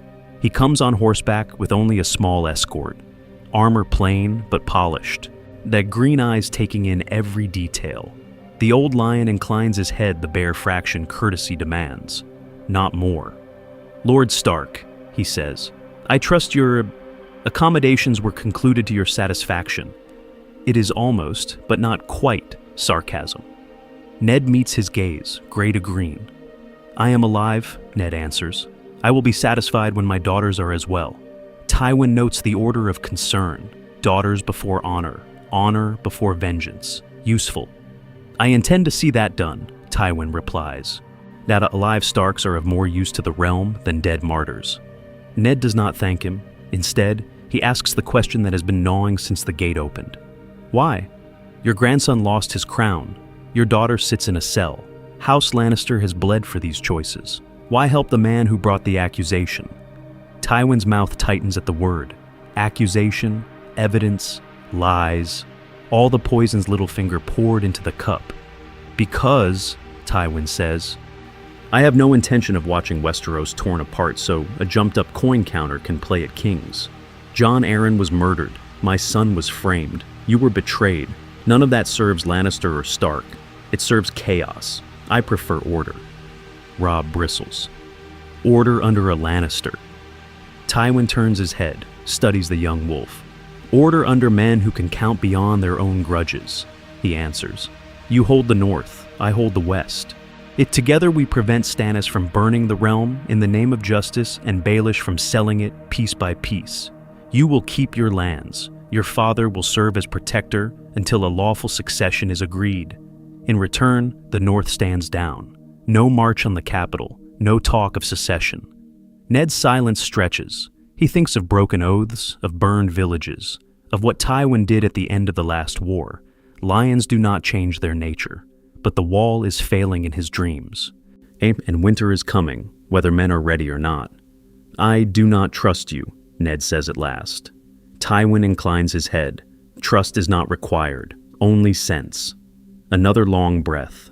Ned looks to Robb, sees the barely leashed fury, the hope, the fear. A father, a son, and a choice that will bind the North to its enemies or doom it standing alone. For the sake of my house, Ned says, voice rough, I accept. Tywin exhales, a victory without a smile. The first stone of the new alliance is laid.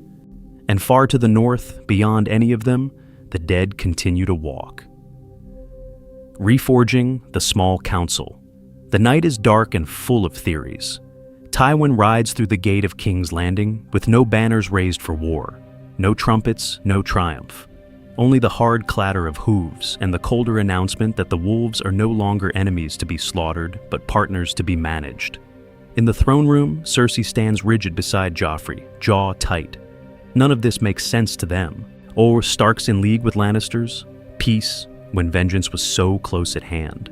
Yet Tywin's presence, the way the court parts before him like water before a ship, makes argument feel suddenly dangerous. He does not waste time. The war you nearly began, he says, eyes on his daughter, was built on lies, on one man's ambition. The accusation hangs in the air like a drawn sword. Scrolls, ledgers, and Littlefinger's own careful figures are brought forth as evidence. Debts that should not exist. A coin that vanished into private coffers. Promises made to both lions and wolves, designed so that either victory would still leave Baelish richer. This is not a declaration of war, Tywin continues, voice low, but a reckoning. Littlefinger, already fled, is named traitor in absentia. His sigil is torn down from the council chamber wall. The Master of Coin's chair stands empty, a quiet monument to how close the realm came to tearing itself apart on his strings. From there, Tywin moves to the heart of power, the small council. The old arrangement, a nest of competing egos and hidden knives, no longer serves. He dismisses Pycelle with a single, withering remark about doddering fools who sleep through conspiracies. Varys he retains, for now, yet makes it clear that spiders will spin only where he allows. Then comes the true shock. Eddard Stark will sit this table, Tywin declares. Some gasp. Joffrey actually laughs until his grandfather's gaze silences him. Whether as Hand of the King in truth, or as Warden of the North with a formal advisory seat, Tywin does not quibble over titles in public. In private, he tells Ned, I intend to make certain no man can ever play our houses against each other again. What if the realm's two most opposite men are forced to share a council chamber? Honor beside ruthlessness, winter beside gold. Ned accepts the seat with the same reluctance he accepted the Iron Throne's secrets, but this time, he is not alone and unarmed. Word travels quickly to Highgarden. The Tyrells arrive in King's Landing, with smiles as perfumed as their gardens, but their eyes are calculating. Pure Lannister dominance is gone. In its place, a grand coalition with a Stark shadow stretching down from the north. If Margaery is to be queen, if their rose is to climb the trellis of power, it must now wind itself around both lion and wolf. In the reformed council chamber, the new order takes shape. Bay Tywin at the head, the old lion whose will has bent the room. To his right, Ned Stark, the quiet weight of the north, every word measured. Further down, a Tyrell representative, perhaps Mace in person or Olenna in all but name, offering honeyed counsel. Varys in the shadows, a little less certain of his webs. A new Master of Coin, chosen for loyalty rather than charm. Lion, Direwolf, Rose, and others sit around the same carved table, each sigil a different future for Westeros. Thus power is no longer a single crimson thread, but a knot of colors held tight under Tywin's watchful gaze.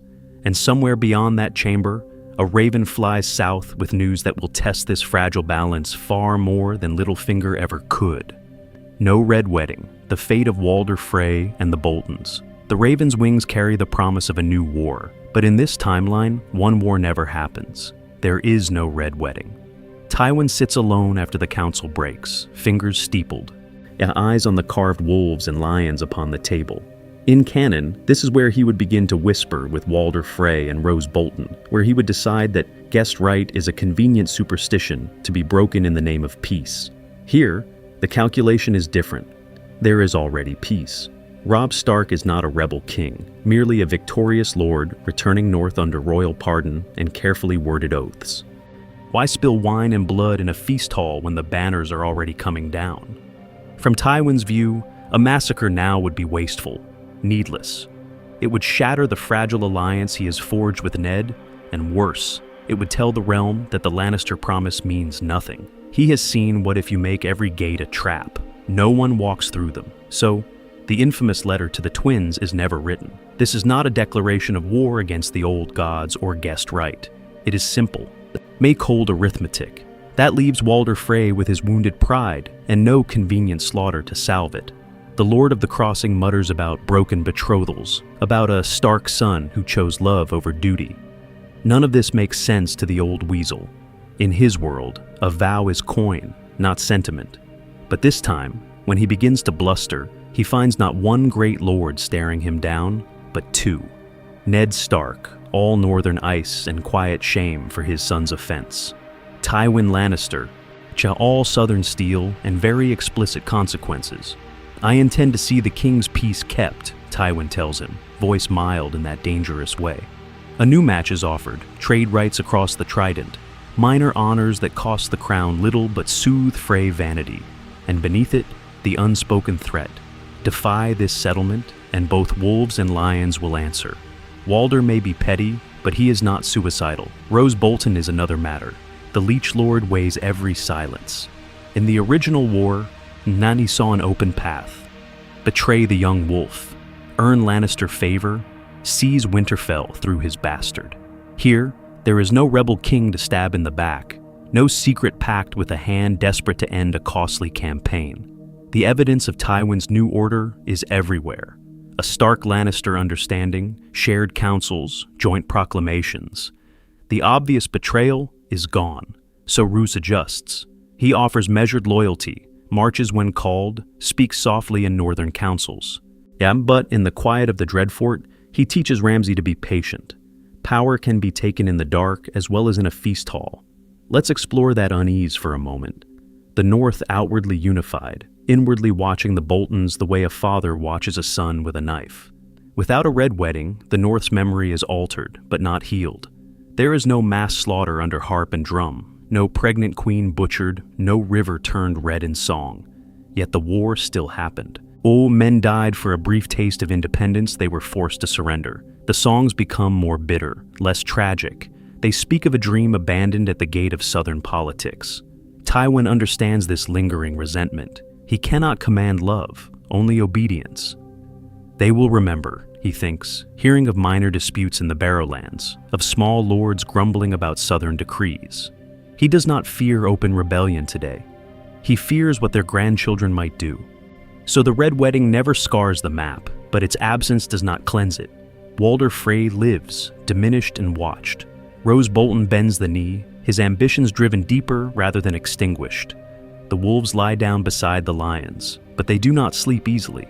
And somewhere beyond the wall, a colder enemy gathers, uncaring of Frey insults or Bolton patience, waiting for the moment when these carefully buried grudges might crack the realm wide open.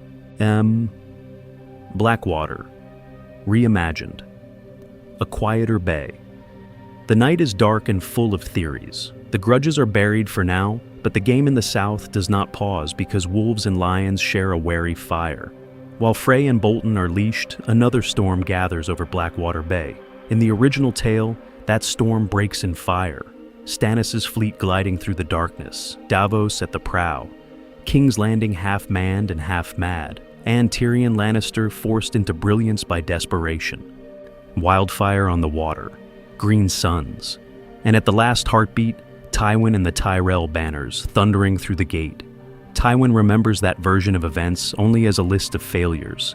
A capital left exposed, a kingling who hid while his uncle bled, a hand who arrived late and called it victory. None of this makes sense to a man who has already seen how one dagger, one false accusation, nearly plunged the realm into endless war. And having dragged Littlefinger's schemes into the light and forged his cold understanding with Stark, he simply refuses to let King's Landing stand so vulnerable a second time. So, he plans earlier. He listens when Varys murmurs of Stannis' ships at Dragonstone. He weighs the evidence, the letters, the stubborn Baratheon claim. Stannis will come. Of course he will. But why should Tywin wait to be surprised in his own harbor? Why let the son of Steffon choose the ground? And when the father of Cersei and Jaime can choose it first.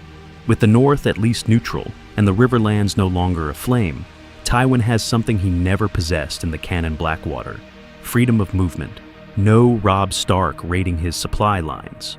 No need to hold half his strength back to watch the Trident. He can strip garrisons from the west, call lesser Lannister banners to the capital, and invite the Reach in not as last-minute saviors, but as early partners. This is not a declaration of war, he might tell Mace Tyrell with that thin, contemptuous smile. Merely prudent gardening. In such a world, Stannis peers across the bay at walls bristling with men, scorpions, and fresh-painted shields from Highgarden. Does he still hurl his fleet into a narrow, well-sounded channel lined with chains and siege engines? Or does even Stannis Baratheon know when the odds have been poisoned? And what of Tyrion?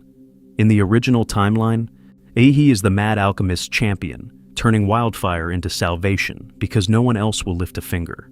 Here, Tywin is firmly in command, his authority no longer eroded by Joffrey's tantrums or Cersei's panic. The wildfire stores are inventoried, not hidden. The pyromancers are tools, not secret saviors. Tywin may still permit a controlled demonstration, a curtain of green flame to break Stannis' vanguard, but he will not gamble the capital on his least favored son's improvisation. "No, I intend to win without theatrics," he would say, dry as dust, when Tyrion proposes some grand inferno. The city is worth more than your need to be noticed. It is a cruel line, but honest. The old lion has no patience for heroics when discipline will do. So, Blackwater Bay changes. Perhaps Stannis, faced with a united Lannister-Tyrell host, and the knowledge that the North will not rise for him, contents himself with a probing attack. It's a night of burning ships and shattered masts that never reaches the walls.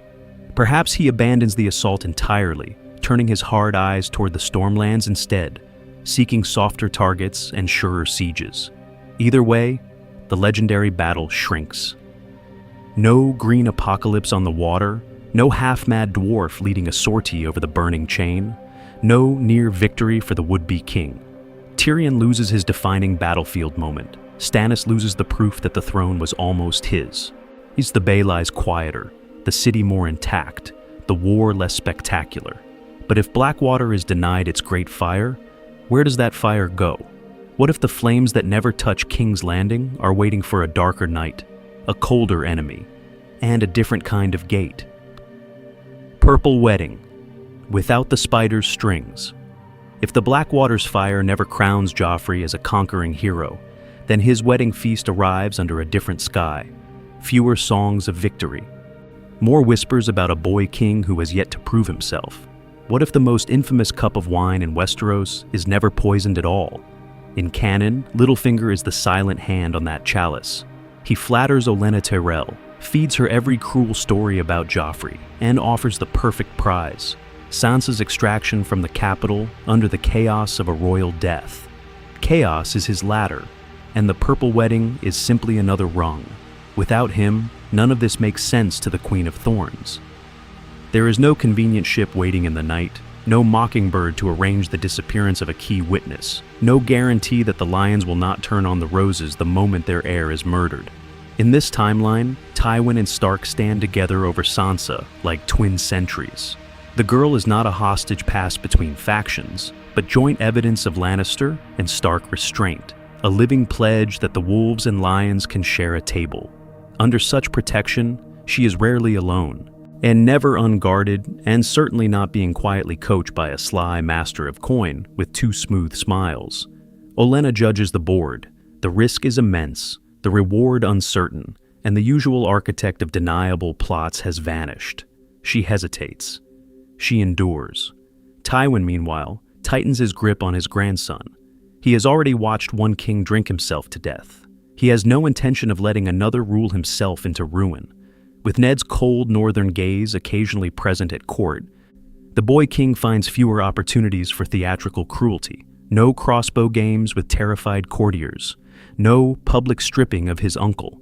When Joffrey raises his voice, Tywin lowers his. The hall falls silent. A single measured glance from the old lion replaces a dozen shouted commands. There is still venom in the boy. It coils, it waits. But Tywin channels it into safer targets, tourneys, hunts, controlled displays of royal wrath. The father in him is dead, the statesman lives. If Joffrey becomes a true liability, Tywin does not need a Tyrell plot. He needs a sickbed, a quiet master, a carefully worded announcement, or, more subtly, a long regency in all but name, with a Stark marriage pact and council decrees that strip the crown of teeth while leaving the golden crown upon his head. So Joffrey may live longer here, but only as a king on a chain. The court begins to wonder which will snap first, the links of Tywin's discipline, or the boy's mind. And somewhere beyond the city, darker banners are stirring, asking whether keeping a monster at the gate is wisdom, or merely postponing the day he breaks loose. The north under watchful lions. The night is dark and full of theories. While the boy king rattles his chain in King's Landing, the real shift of power happens far to the north, beneath gray skies and a dire wolf's howl. The banners of House Stark do not return to Winterfell as rebel standards. They come home under truce, yet under terms, under the watchful eyes of distant lions. Ned Stark rides first through the gate, not as a condemned traitor, but as Warden of the North, restored by royal decree and Lannister calculation. Robb rides beside him, no longer the young wolf at war, but a son who has led banners once and now must learn to lead them in uneasy peace. Tywin's message to the realm is clear. This is not a declaration of war. This is a settlement. Order has been restored, or so the small folk are told. Inside the Great Hall, the northern lords adjust with the same stiffness as their winter cloaks. Some, like Wyman Manderly and the Mormonts, see the compromise as the only outcome that preserves Stark honor without drowning the North in fire and Lannister gold. Others nurse old oaths and fresh grudges, muttering that wolves should not bow to lions, no matter how carefully the crown phrases its mercy. What if this peace is only a longer road to chains? Ned feels that question in his bones.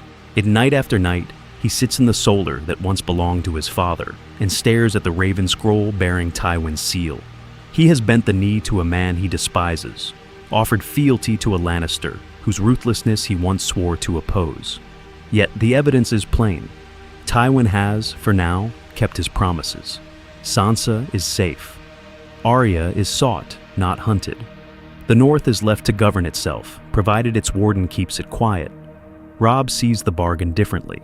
To him, Tywin is the old lion who ended the war before it truly began, who turned Robb's hard-won host into a symbol rather than a sword. He chafes, but he listens when his father says, "I intend to keep our people alive."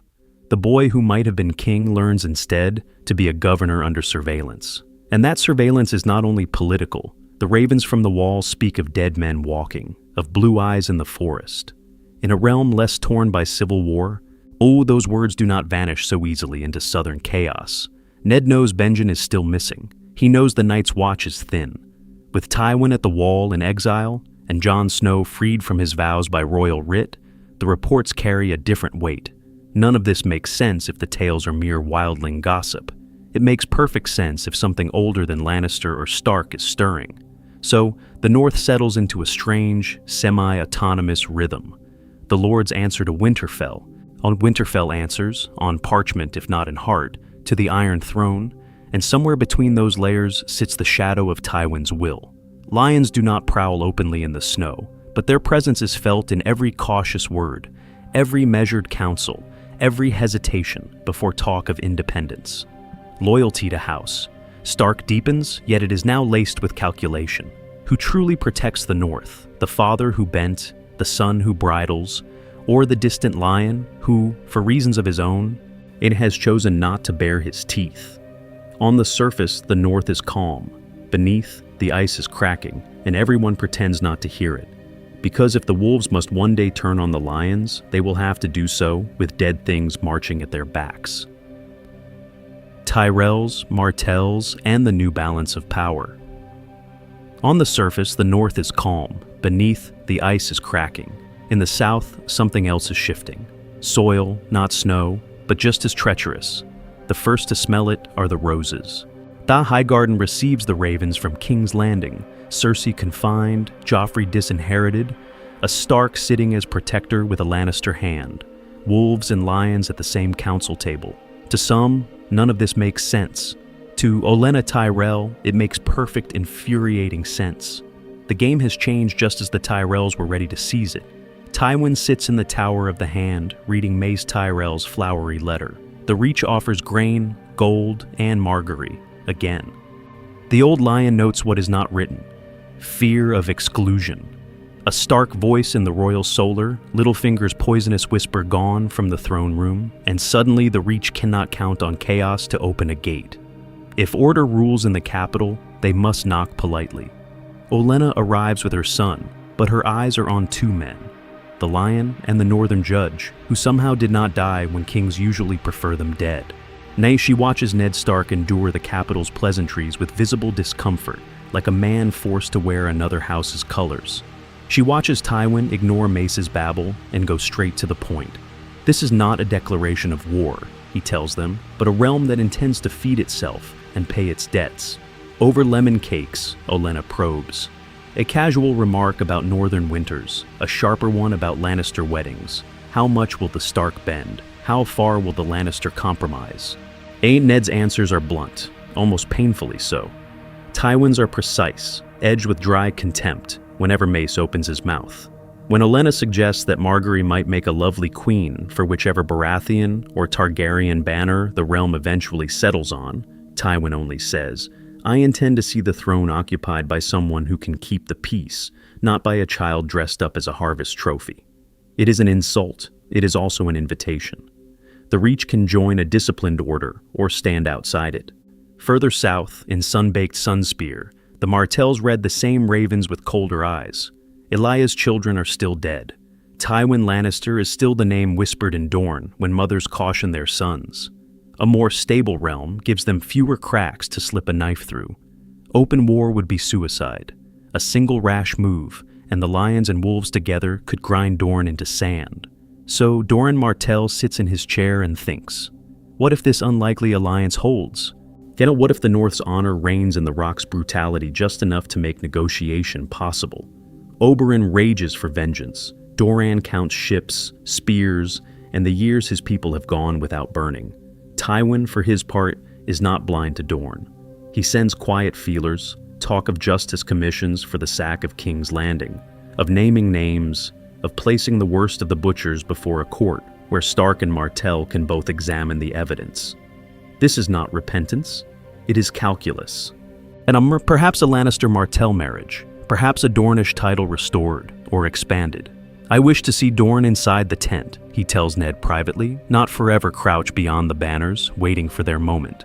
The result is a realm less aflame, but more entangled. The Tyrells smile and test. The Martells wait and watch. Open war recedes, replaced by subtler sieges. Of influence, of marriages, all of whispered promises and quiet gardens, while the true storm gathers far beyond their southern horizons. Stannis, Renly, and the Baratheon fracture. The night is dark and full of theories. With the gardens scheming and the great houses watching, the next fault line is not in the north or the Reach, but in the Baratheon bloodline itself. The wolves and lions may have called a wary truce, yet the Stormlords are far from quiet. In the true timeline, then the Baratheon fracture is the spark that turns discontent into full war. Stannis bears the hard legal claim, elder brother, lawful heir, armed with cold books and colder certainty that Cersei's children are bastards. Renly, by contrast, rides on charm, color, and the Tyrell's gold. His banner's a festival rather than a campaign. Their rivalry, fathered by Robert's neglect and mothered by wounded pride, births two rival kings and shatters any hope of a united front. But what if those same accusations fall upon a King's Landing that is already braced? Ned Stark still lives, protector of the realm, and beside him stands Tywin Lannister, a father who has learned the hard way that his own house has lied to him. The capital's gate is shut, its garrison disciplined, its treasury no longer leaking into Littlefinger's pockets. None of this makes sense to Stannis, who expected a nest of vipers, not a functional regency. From Dragonstone, he sends letters naming Joffrey a false king. This time, the evidence he cites, Cersei's incest, the blonde Baratheon children, is not a solitary cry in the dark. Ned and Tywin have already dragged that truth into the light before Robert died. There is no boy king on the throne, no Joffrey to hate. Instead, a council rules in Robert's name until the succession is settled, and Stannis finds his righteous fury landing on more ordered ground. Tywin reads Stannis' letter once, then a second time. "Nane, I intend to answer this," he tells Ned, "but this is not a declaration of war." In his mind, Stannis is a blunt instrument with an inconvenient habit of being correct. Could such a man be co-opted, offered recognition as Robert's heir in exchange for accepting a carefully limited crown, a council, and the continued survival of House Lannister? Renly, meanwhile, stands in Highgarden's perfumed halls, listening to Mace Tyrell dream of queens and rose-strewn streets. All yet with King's Landing stable, the North quiet, and the Riverlands not yet aflame, his usual path, strike fast, seize the city, present the realm with a charming fait accompli, looks far less inviting. The Tyrells are rich, not suicidal. Why gamble everything against a consolidated regime when they can marry into it instead? So, Renly leans harder on promise, on pageantry, on Loras's whispered assurances that the realm will love him if he only appears at the gate with enough banners. Or Stannis leans harder on law, on duty, on the iron logic that birth and statute cannot be ignored. And Tywin, ever the old lion, weighs which storm to weather. "I wish to hear him," Tywin finally tells Ned, speaking of Stannis. "On my terms, in my hall, under my guards." Yet as ravens fly and ships are readied, another colder question waits beyond the narrow sea and beyond the wall, ready to make this quarrel over crowns look very small indeed. Because while the Baratheon challenge persists, contained and constrained, something else is already moving in the dark. Something that will not care which stag wears which crown when winter truly comes. Pattern. Interrupt. Tywin versus prophecy and fire. Yet while ravens speak of stags and crowns, another report lands on Tywin's desk that feels like it belongs to a different world entirely. Fire, not iron. Shadows, not banners. He sits in his solar, the candles burned low. As a gaunt master of ships from Dragonstone is ushered in under guard, the man's eyes are wild, his hands ink-stained from charts and fevered letters. He speaks of a red woman, of a lord of light, of a chosen prince reborn amidst salt and smoke. He mutters Azor Ahai as if it were hard evidence instead of a child's tale. Tywin listens, because Tywin always listens, but his face does not move. Red priests in Dragonstone, the man insists.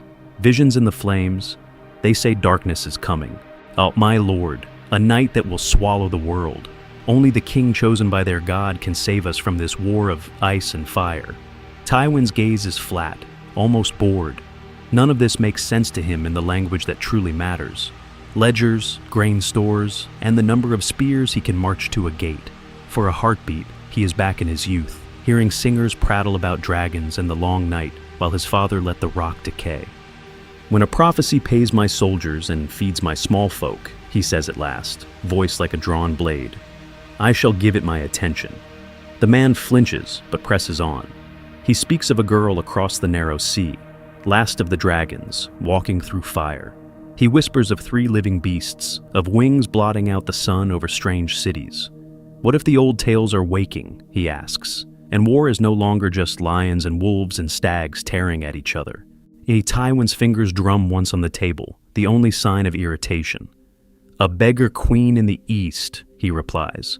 "A pretender on a rock with a red priestess. I have real enemies, sir. Stannis Baratheon, hungry lords, empty coffers. I intend to concern myself with those." The dryness in his tone is almost cruel, as if he finds the very scale of the story an insult to his intelligence. And yet, when the man is dismissed, the words linger. Dragons, darkness, fire. Tywin stands at the window, looking west toward the sea instead of east, as if sheer will can keep such things from ever reaching his shores. Let's explore that crack in the armor for a moment, because this is the one battlefield Tywin Lannister cannot survey from a map. He can crush an accusation with evidence, break a rebellion with gold and terror. But how does a father of a realm plan for creatures that have not flown for a century or a winter, that does not care who sits the Iron Throne? Somewhere beyond his sight, and Daenerys Targaryen is already stepping from the pyre, and at the very edge of the world, the dead are already marching. This is not a declaration of war that any raven will carry to his door, yet it is the one conflict that may finally test the uneasy peace between Stark and Lannister in ways neither wolf nor lion yet understands.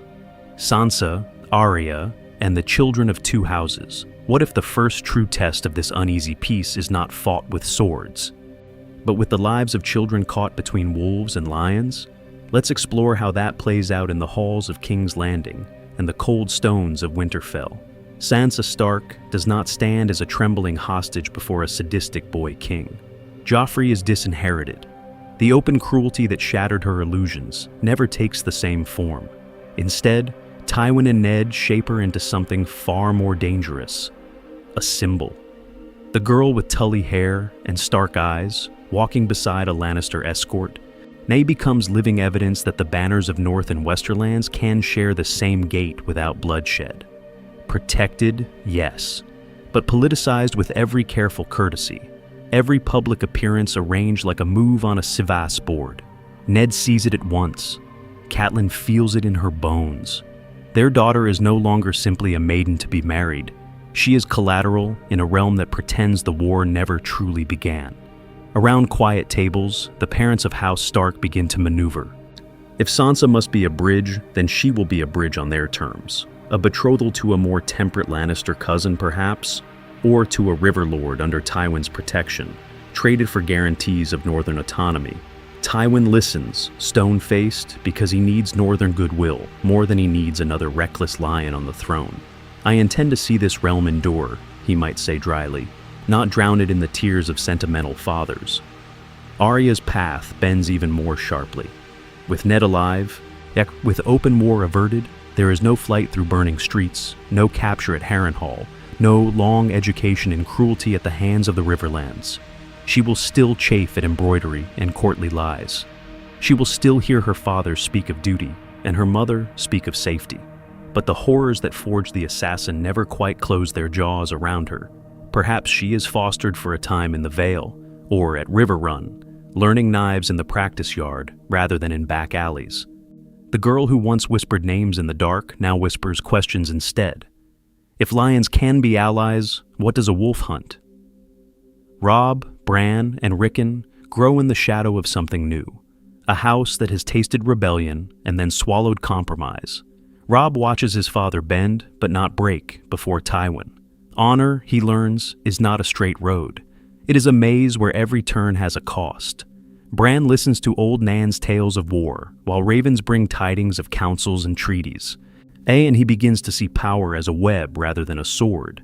Even wild Rickon cannot escape it. The boy hears that once the North nearly rose, and then did not, because his father chose his children over vengeance. From Tywin's vantage, none of this makes sense sentimentally, and that is precisely why it works. He does not love these wolves, but he understands the value of their cubs. This is not a declaration of war, he would remind any lord who grumbles at the sight of Stark and Lannister heirs in the same hall. It is the only way your sons will live to make their own foolish choices. The children of Wolf and Lion will inherit a realm very different from cannons. Fewer burnt castles, more brittle treaties. Fewer open battles, more hidden knives. The The dead are still marching. Daenerys is still gathering fire across the sea. It's when this new generation will have to decide what their fathers never truly could, when to bare their teeth, and when to clasp hands with the very beasts they were raised to fear. Implied analysis. Would Tywin really choose the Starks? The night is dark and full of theories, so step back from the banners and battle lines for a moment. Strip away the wolves and lions, the oaths and the songs. Would Tywin Lannister, as we know him from canon, ever truly choose the Starks? Tywin's core is simple and terrifying. He is ruthless. He is pragmatic. He is obsessed with the Lannister name, enduring long after his bones are dust. Sentiment does not move him. Legacy does. This is the man who could make peace with House Tyrell after they backed Renly, who could use Freys as tools despite despising their pretensions. Former enemies are not sacred foes to him. They are pieces on the board to be bought, broken, or bent as required. And canon quietly tells us something else. Tywin prefers ink and knives in the dark to years of open war. The Red Wedding is the purest example. Rather than bleed the Westerlands dry, chasing Robb Stark through the Riverlands, he arranges a supper, a song, and a slaughter. One letter to Walder Frey does more than 10,000 spears. What if that same instinct for a political solution is pointed in a different direction? If a Stark alliance secures the realm faster and cheaper than another campaign, Tywin will at least consider it. Though yet there are obstacles as solid as Casterly Rock. Tywin's pride, his hatred of being defied, his history of crushing houses that dare raise a gate against him. This is the lord who annihilated House Rainey and Tarbeck to make an example. The father who would destroy his own son's happiness rather than see the family shamed. On the surface, none of this makes sense with clasping hands with Ned Stark, the man whose banners once rode against his grandson. But Littlefinger changes the equation. Once Tywin sees the evidence that the dagger, Jon Arryn's death, Lysa's madness, Ned's fall are all threads in Baelish's web, he is no longer simply backing down before the North. He is reorienting the war. The accusation shifts, not lions versus wolves, but order versus a chaos merchant. Tywin can say with perfect cold dignity, "This is not a declaration of war against the Starks. I intend to make war upon the man who sought to murder the realm itself." That gives him a scapegoat and, now more importantly, a story. He is not yielding to Robb's victories or Ned's honor. He is correcting a grand deception. He can punish Cersei's folly, distance himself from Joffrey's stupidity, and still appear the stern father of the realm. The one man willing to admit a mistake and then grind the culprit into dust. Is such a pact guaranteed? No. Tywin might still decide that northern pride must be broken, that fear serves his legacy better than compromise. But let's explore the version of Tywin who looks at Joffrey, at Cersei, at a treasury hollowed out by Baelish, and quietly thinks, "I wish to save the Lannister name from my own blood." In that light, a cold conditional understanding with House Stark is not a betrayal of character. It is the purest expression of it. And if that is true, then the next moves on the board, Ned's fate, Sansa's future, even the shape of the Iron Throne itself, begin to look very different indeed. Warp explain implied analysis. The War of the Five Kings unraveled. What if that cold, conditional understanding between wolves and lions does more than save a single northern lord? What if it quietly unravels the entire tapestry of the War of the Five Kings before the first banners are even called? Tywin sits alone, reviewing in his mind the great conflicts that, in another telling, would drown the realm in blood. Stark-Lannister War, Blackwater, Red Wedding, Northern Rebellions. In canon, each is a hammer blow. Ned's execution turns political tension into open war. Robb's victories at the Whispering Wood and Oxcross provoke Tywin into the wedding that murders a king in a feast hall. Stannis' assault on the Blackwater nearly topples the capital. Bolton and Greyjoy treachery tears the north apart from Winterfell to the Dreadfort. The small folk pay for every lord's wounded pride. Here, though, the first spark never catches. Tywin has already seen the accounts. She heard the contradictions, followed the trail of one absurd accusation about a dagger that makes him mutter, "None of this makes sense." Instead of Joffrey's petulant order and a headsman's sword, Ned Stark walks out of the throne room under guard, with Tywin's quiet promise to Robert. This is not a declaration of war, merely a demand for proper evidence. The father, who once intended to burn the Riverlands, now intends to preserve them. All because a civil war engineered by a petty lord of coin is an insult he will not abide. Without Ned's public execution, Robb never calls the banners in blind fury. There is no march south, no green fork, no need for Frey crossings bought with marriage oaths. Walder Frey remains an irritable tollkeeper at the Trident, not the butcher of a king. The Red Wedding simply never has cause to exist, because Tywin has no rogue wolf to corner, and no need to prove that fear is cheaper than open war. Likewise, the Blackwater shrinks from cataclysm to contained clash. Stannis still has his claim, his iron will, his ships, but a capital not convulsed by northern invasion, and Lannister panic can prepare in orderly fashion. Fewer wildfire casks are laid. Fewer desperate last stands at the gate. The city still burns in places, yet the great green inferno that in canon devours fleets and men by the thousands is reduced to a brutal, conventional battle. King's Landing suffers, but it does not scream. In the north, the difference is starker still. No Red Wedding means no slaughtered Catelyn, no murdered Robb, no headless direwolf sewn to a king's corpse. The great houses of the north remain largely intact under Stark leadership, their strength unbled by a dozen needless campaigns. Bolton ambitions have less room to grow in the shadow of a living Lord of Winterfell. And with each avoided battle, the ledger of the dead changes. Catelyn lives, Robb lives. Many a northern lord who would have fallen at the Twins or in scattered skirmishes survives to see another winter. Tens of thousands of nameless small folk, who in canon vanish beneath the wheels of foraging armies and burned villages, simply are not trampled. The realm is not at peace. Tywin is not so naive as to think that. Baratheon claims still loom. Across the narrow sea, Daenerys still gathers fire and dragons. Beyond the wall, the true enemy still stirs. Yet the particular nightmare called the War of the Five Kings is blunted, its teeth filed down by one old lion's refusal to be anyone's pawn. Which raises the next question. If the Southern War is defused, who will be free to look north when the dead finally come to the gate? Implied analysis, the cost of peace. The night is dark and full of theories. So, the war that should have shattered the realm never truly begins. The banners stay furled, the riverlands do not burn, and the wolves never meet the lions on open fields of slaughter. On the surface, it feels like a triumph. But what if the cost of that quiet is far more subtle and far more corrosive? In this timeline, Robb Stark never loses the Young Wolf's war. He never wins it either. There is no Red Wedding, no Frey treachery, no butchered northern lords at a feast. Instead, there is a hall in Winterfell where a father and son stand over a map and quietly surrender the crown they never had to bleed for. Next, Tywin's riders do not ride north as conquerors. They ride as envoys bearing terms, harsh ones. Robb's independence is a ghost here, something glimpsed and then dismissed. His father reminds him of the dead at the Trident, of what open war against the Rock would mean. Ned is not wrong, yet when the young wolf bends the knee in name, accepting a restored wardenship of the North under a Baratheon boy king, managed by a Lannister hand, honor tastes like ash. The North keeps its lands, its gods, its walls. It does not keep its freedom. Tywin sees this as order. He intends to. A realm without rebellion, without a second Robert rising from the snows. From his perspective, none of this makes sense if you throw away peace for the sake of a northern crown that cannot endure.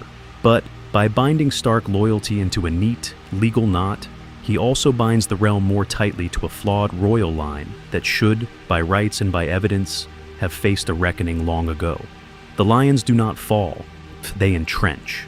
With Littlefinger exposed and exiled, with Cersei contained and her more disastrous impulses curbed, the Lannister grip on the Iron Throne becomes cleaner, more presentable, and far harder to dislodge. There is no purple wedding to remove a monster in golden silk, no sudden collapse of Lannister prestige at the gate of the Sept. Instead, the rot is managed, perfumed, and hidden under Tywin's iron discipline. And the personal toll? Ned lives, but lives compromised. And he swore to tell Robert the truth of the royal children. Instead, he finds himself navigating careful confessions, partial exposures, and quiet bargains. Robb yields a crown he never wears, learning too early that survival may demand swallowing one's pride whole. Sansa, far from being freed, remains a political piece in King's Landing, a courteous Stark face to reassure the realm that all is well between wolves and lions. Honor versus survival has always been the series' central wound. Here, that wound is stitched but not healed. Peace is purchased not with rivers of blood, but with 1,000 small betrayals of what these characters once believed unshakable. Is that better? Better for whom? The small folk who sleep through the night? Or the idea of justice that never quite leaves its cell? Tywin would say the realm is stronger for it. I wish to believe him. Yet, as the dead move in the far north, and as dragonfire gathers across the sea, that one has to ask, when the bill for all these compromises finally comes due, who will be left to pay it? Long-term map, a realm. Facing dragons and winter. The night is dark and full of theories. What if the bill comes due just as dragons and dead men arrive together? Let's explore how a realm forged by lions and wolves answers that summons. By the time word of Daenerys Targaryen reaches Westeros in this timeline, Tywin is not doddering in Casterly Rock, and nor is the court consumed by petty war. He has spent years as the quiet architect behind a Stark-led regency, turning Varys' whispers and the Citadel's ravens into a single, ruthless intelligence web. A silver-haired girl buying Unsullied in Astapor is not a rumor to be mocked at court. It is a report stamped, copied, and laid before the old lion before the ink is dry. Tywin listens. Ned frowns. Jon, already raised high under united banners, studies the maps. Or dragons are not dismissed as children's tales. They are assets, or they are threats. They are never abstractions. When the first reports of winged shadows over Slaver's Bay arrive, Tywin's only comment is a dry, "At least this Targaryen had the courtesy to announce herself before crossing my sea." The difference is time. No War of the Five Kings, no Riverlands burned to ash, no North bled white. Winterfell still stands with its granaries fuller, its levies unbroken, by its lords less suspicious of southern knives because the one southern knife that mattered, Littlefinger, was dragged screaming into the light years ago. None of this makes sense to the Night's Watch, used to being ignored, when Ned Stark begins sending more than words. In this world, the Watch receives food, men, and, crucially, attention. Rangers are reinforced by seasoned northern soldiers. Maesters are dispatched with dragonglass in mind, not idle curiosity. When Jeor Mormont's raven about walking corpses reaches Winterfell, it does not sit unanswered in a rookery. It is carried south under wolf and lion seals, an accusation backed by evidence Tywin has seen with his own eyes at the fist of the first men. And here the alliance strains. Tywin's mind is chained to the living. Ships, coin, grain, which lord will break, which port will open its gate. He knows war. He knows fathers and sons dying for foolish causes. The dead that do not stay dead offend his sense of order, but he still looks first to Essos, to the girl with dragons who might burn fleets and shatter trade. Ned, by contrast, has learned to fear the cold more than the fire. Their counsels turn sharper. How many men to the wall? How many to the narrow sea?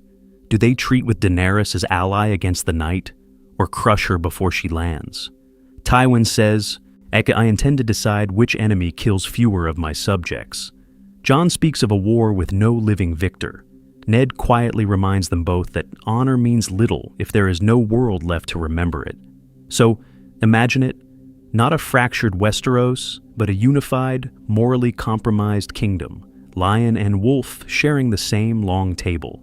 The Riverlands are scarred but rebuilding. The Reach still feeds the realm. The Vale has finally opened its gates. Under these banners, armies march north in good order, instead of scrambling from a dozen feuding kings. Tywin's legacy, in the end, may not be the peace he promised, but the brutal cohesion he enforced. He gives Westeros just enough unity to stand against dragons and winter together, yet only by accepting spies in every hall, prisoners who should have been executed, and alliances that make Ned Stark stare too long into the fire. The realm survives the coming storm, perhaps. Whether it deserves to is a question the next section will have to answer. Character study. Tywin, Ned, and the nature of power. Tywin understands this much, at least the realm survives. But in surviving alongside Ned Stark, it forces both lions and wolves to confront what they truly are. On the surface, their philosophies could not be more opposed. Tywin rules through fear, through the memory of Castamere, and the unspoken promise that any defiance will end the same way. Yet Ned governs through respect, through shared hardship in winter, and the quiet certainty that his word is iron. For Tywin, legacy is the purpose. For Ned, honor is the line in the snow. Each man tells himself the same comforting lie. My hard choices are necessary. My method's the only way to keep chaos from the gate. Yet, in this arrangement, Tywin is dragged towards something unfamiliar. He cannot simply burn banners and call it order.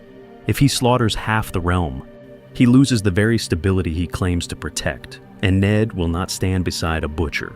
So the old lion begins to prize continuity over spectacle.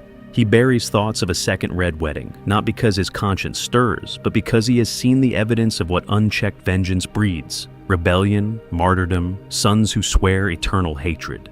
Ned, in turn, is forced to look into Tywin's mirror. Honor does not feed armies. Justice, untempered, can fracture a kingdom on the eve of winter. When he agrees to exile Tywin to the wall instead of demanding his head, he crosses a line he once swore never to touch. This is not mercy. It is calculation. What if the man he loathes is also the one commander who can keep the Night's Watch from splintering when the dead come? Ned does not like the answer, but he accepts it. Their partnership evolves not into friendship, but into a kind of armed respect. Tywin sees in Ned the one lord in Westeros who will not sell his word for gold or glory. And, privately, he envies that certainty. Ned sees in Tywin a ruthless efficiency he would rather not admit the North sometimes needs. They argue over every compromise, which traitors to hang, which to send to the wall, which truths to bury for the sake of the realm. None of this makes sense to men who once believed their codes were absolute. Is betrayal inevitable between such opposites? Or does the looming war in the far north weld them together, simply because there is no time left for old grudges? Tywin, ever dry, might observe that he has no intention of dying, so that fools can squander his work. Ned, just as curt, replies that he has no intention of winning a kingdom not worth saving.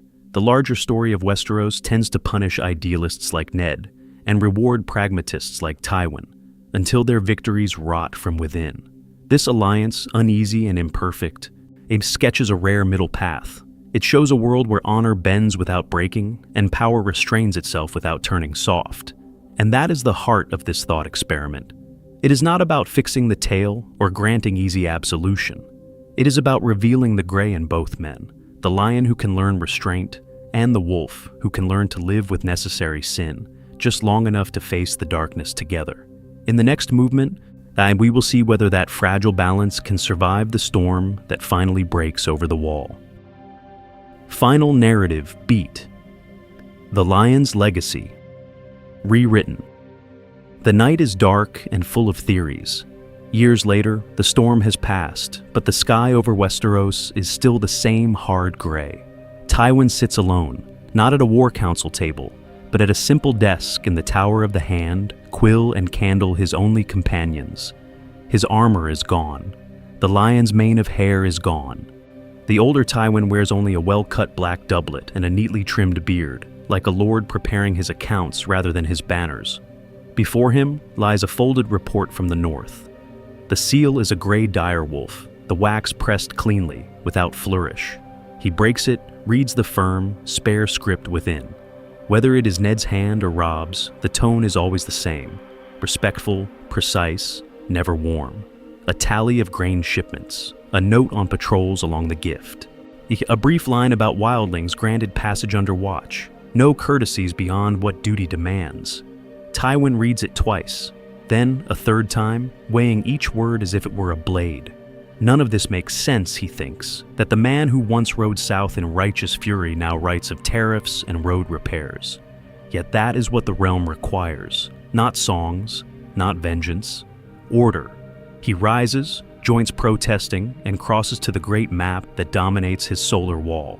Once, half of it had been marked in red ink, the north a hostile expanse of snow and wolves, circled only as a theater of war. Now, the direwolf sigil is ringed in black, the color he reserves for pillars, not enemies. The Rock. Old Town, the Vale, Winterfell. The north is no longer a gate to be broken, but a buttress holding the wall against whatever still stirs beyond. Outside these stones, the realm bears scars, but fewer than it might have. There are still disputes over river fords, all still knives drawn in alley shadows, still lords who mutter accusation behind closed doors. Yet, the roads are safer. More harvests reach market unburned. Fewer small folk wander as orphans between smoldering fields. The lions and the wolves have learned, uneasily, to hunt in parallel rather than at each other's throats. Tywin studies the map, fingers resting on the line of the trident. What if, he wonders, one dagger in one alley had gone unquestioned? As how many fires would have spread from that single spark? He remembers the first evidence of Littlefinger's fraud, the ledgers that should not have balanced, the debts that moved like ghosts. He remembers Joffrey on the Iron Throne, a boy playing at king, cruelty his only certainty, one man's ambition, one boy's vanity. That was all it would have taken to tear this careful order to pieces. Tywin allows himself the thinnest curl of dry contempt. Petyr Baelish, he murmurs to the empty room. You aim to drown us all in chaos. I intend to be remembered for something more substantial than your grave. He does not say aloud the other thought, the one that has haunted him since the first ravens from the wall spoke of blue eyes in the dark. That the realm he leaves behind is stronger because, once, he chose to spare a wolf instead of skin it. Because he let a Stark live, and then listened when that Stark said, "This is not a declaration of war, but a warning." Tywin's hand hovers over the north one last time. The candle gutters. Somewhere far beyond King's Landing, snow begins to fall again, and as the old lion turns back to his desk, another raven is already beating its wings toward the city, bearing news that will test every fragile piece he has built. Recap. A world without the Red Wedding. The raven's wings fade into the night, and with it, the last echo of the old timeline. So, what if we step back and look at the shape of this new world Tywin has carved? Let's explore what his single refusal to be played has actually done to Westeros. It begins with one divergence. Tywin sees the pattern, the dagger, the poisoned hand, the absurd accusation against Tyrion. None of this makes sense. So he hunts for evidence instead of glory, drags the truth out of Lysa, and refuses to let Ned Stark die on a whim. The wolves and the lions do not clash in open war. They sit at the same table, teeth bared, but leashed. From that decision flows everything else. There is no Red Wedding because there is no crowned king in the north marching from victory to victory, forcing Tywin to choose between humiliation and butchery. Robb Stark never puts on a crown, but he does not lose his head or his home either. He becomes the uncrowned war leader of the north, a respected son standing behind his father rather than a rival king before the gate. The Blackwater, too, is muted, almost an afterthought. With Tywin and Ned aligned, Stannis faces a realm that is wary, but not yet in pieces.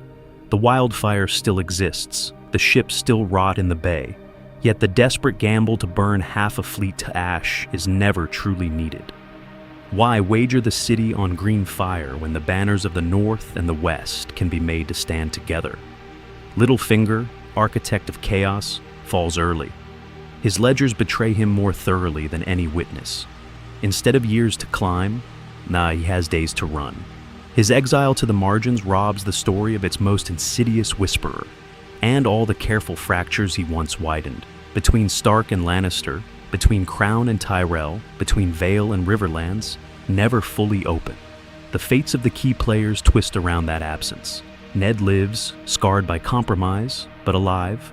Sansa is safer, yet still pressed into the role of political hostage and pupil, learning from lions instead of being devoured by them. But Joffrey still sits the throne for a time, but every cruelty meets a hard, cold wall in the form of his grandfather's stare. One does not need love to be leashed, fear will do. And Tywin? Tywin is more powerful than ever. He has the Starks bound by honor, the crown bound by debt, and the realm bound by its terror of war. The North remains under Stark rule, but within the realm, not against it. Peace is purchased, but at a price. That is the true trade. Fewer atrocities. No Red Wedding. a quieter Blackwater. Yet ideals are bent, oaths are blurred, and Lannister hegemony hardens around the Seven Kingdoms like a golden cage. I intend to leave you with this thought. This is only one branch, one answer to the question of what if the old lion had listened and the Stark had lived. In the final part, we'll ask what other paths might have opened, and which of them, if any, could ever lead to a just peace in a land built on war. Doing this meta-reflection. Why this what if matters. And that really is why this branch matters. When we ask what if Tywin had uncovered Littlefinger's schemes and stood beside a Stark instead of across from him, we are not just shuffling pieces on a board. We are exposing how fragile the so-called inevitable timeline truly is. One different conversation in a tower, one piece of real evidence instead of a whispered accusation, one old lion deciding to listen before he roars. The entire war tilts. In canon, Westeros feels like a storm that could never have been averted. Jon Arryn dies, Ned rides south, the wolves and lions clash, and the banners rise as if they were always meant to. But look closely, and none of this makes sense as destiny. It rests on a handful of impulsive choices, Catelyn seizing Tyrion at the inn, Ned trusting Littlefinger in the throne room, Joffrey ignoring Tywin's wishes and taking Ned's head. It'll shift Tywin's perspective by a single degree, have him doubt Littlefinger's dagger story. And the Red Wedding, the Battle of the Blackwater, even the Purple Wedding begin to flicker. At the heart of it stands a duel of symbols. Tywin as cold order, Littlefinger as cultivated chaos. One man believes in legacy, ledgers balanced and gates barred, a realm hammered into obedience. The other believes in ladders, in war as an opportunity, or in turning every father against every son if it gains him one more rung. When we flip their roles, Tywin hunting the chaos he once unknowingly served, Baelish scrambling to ignite the war Tywin is trying to prevent, the narrative landscape warps. King's Landing becomes a crime scene instead of a slaughterhouse. Harrenhal turns from prize to hideout. The very air of the story changes. Yet, these what-if threads do more than entertain. They throw the original themes into sharper relief. Ned's honor, in the canon tale, is a death sentence. Here, anchored by Tywin's ruthlessness, that same honor might save a kingdom. Ambition, which in Littlefinger's hands topples kings, reveals itself as poison the moment Tywin finally sees its cost.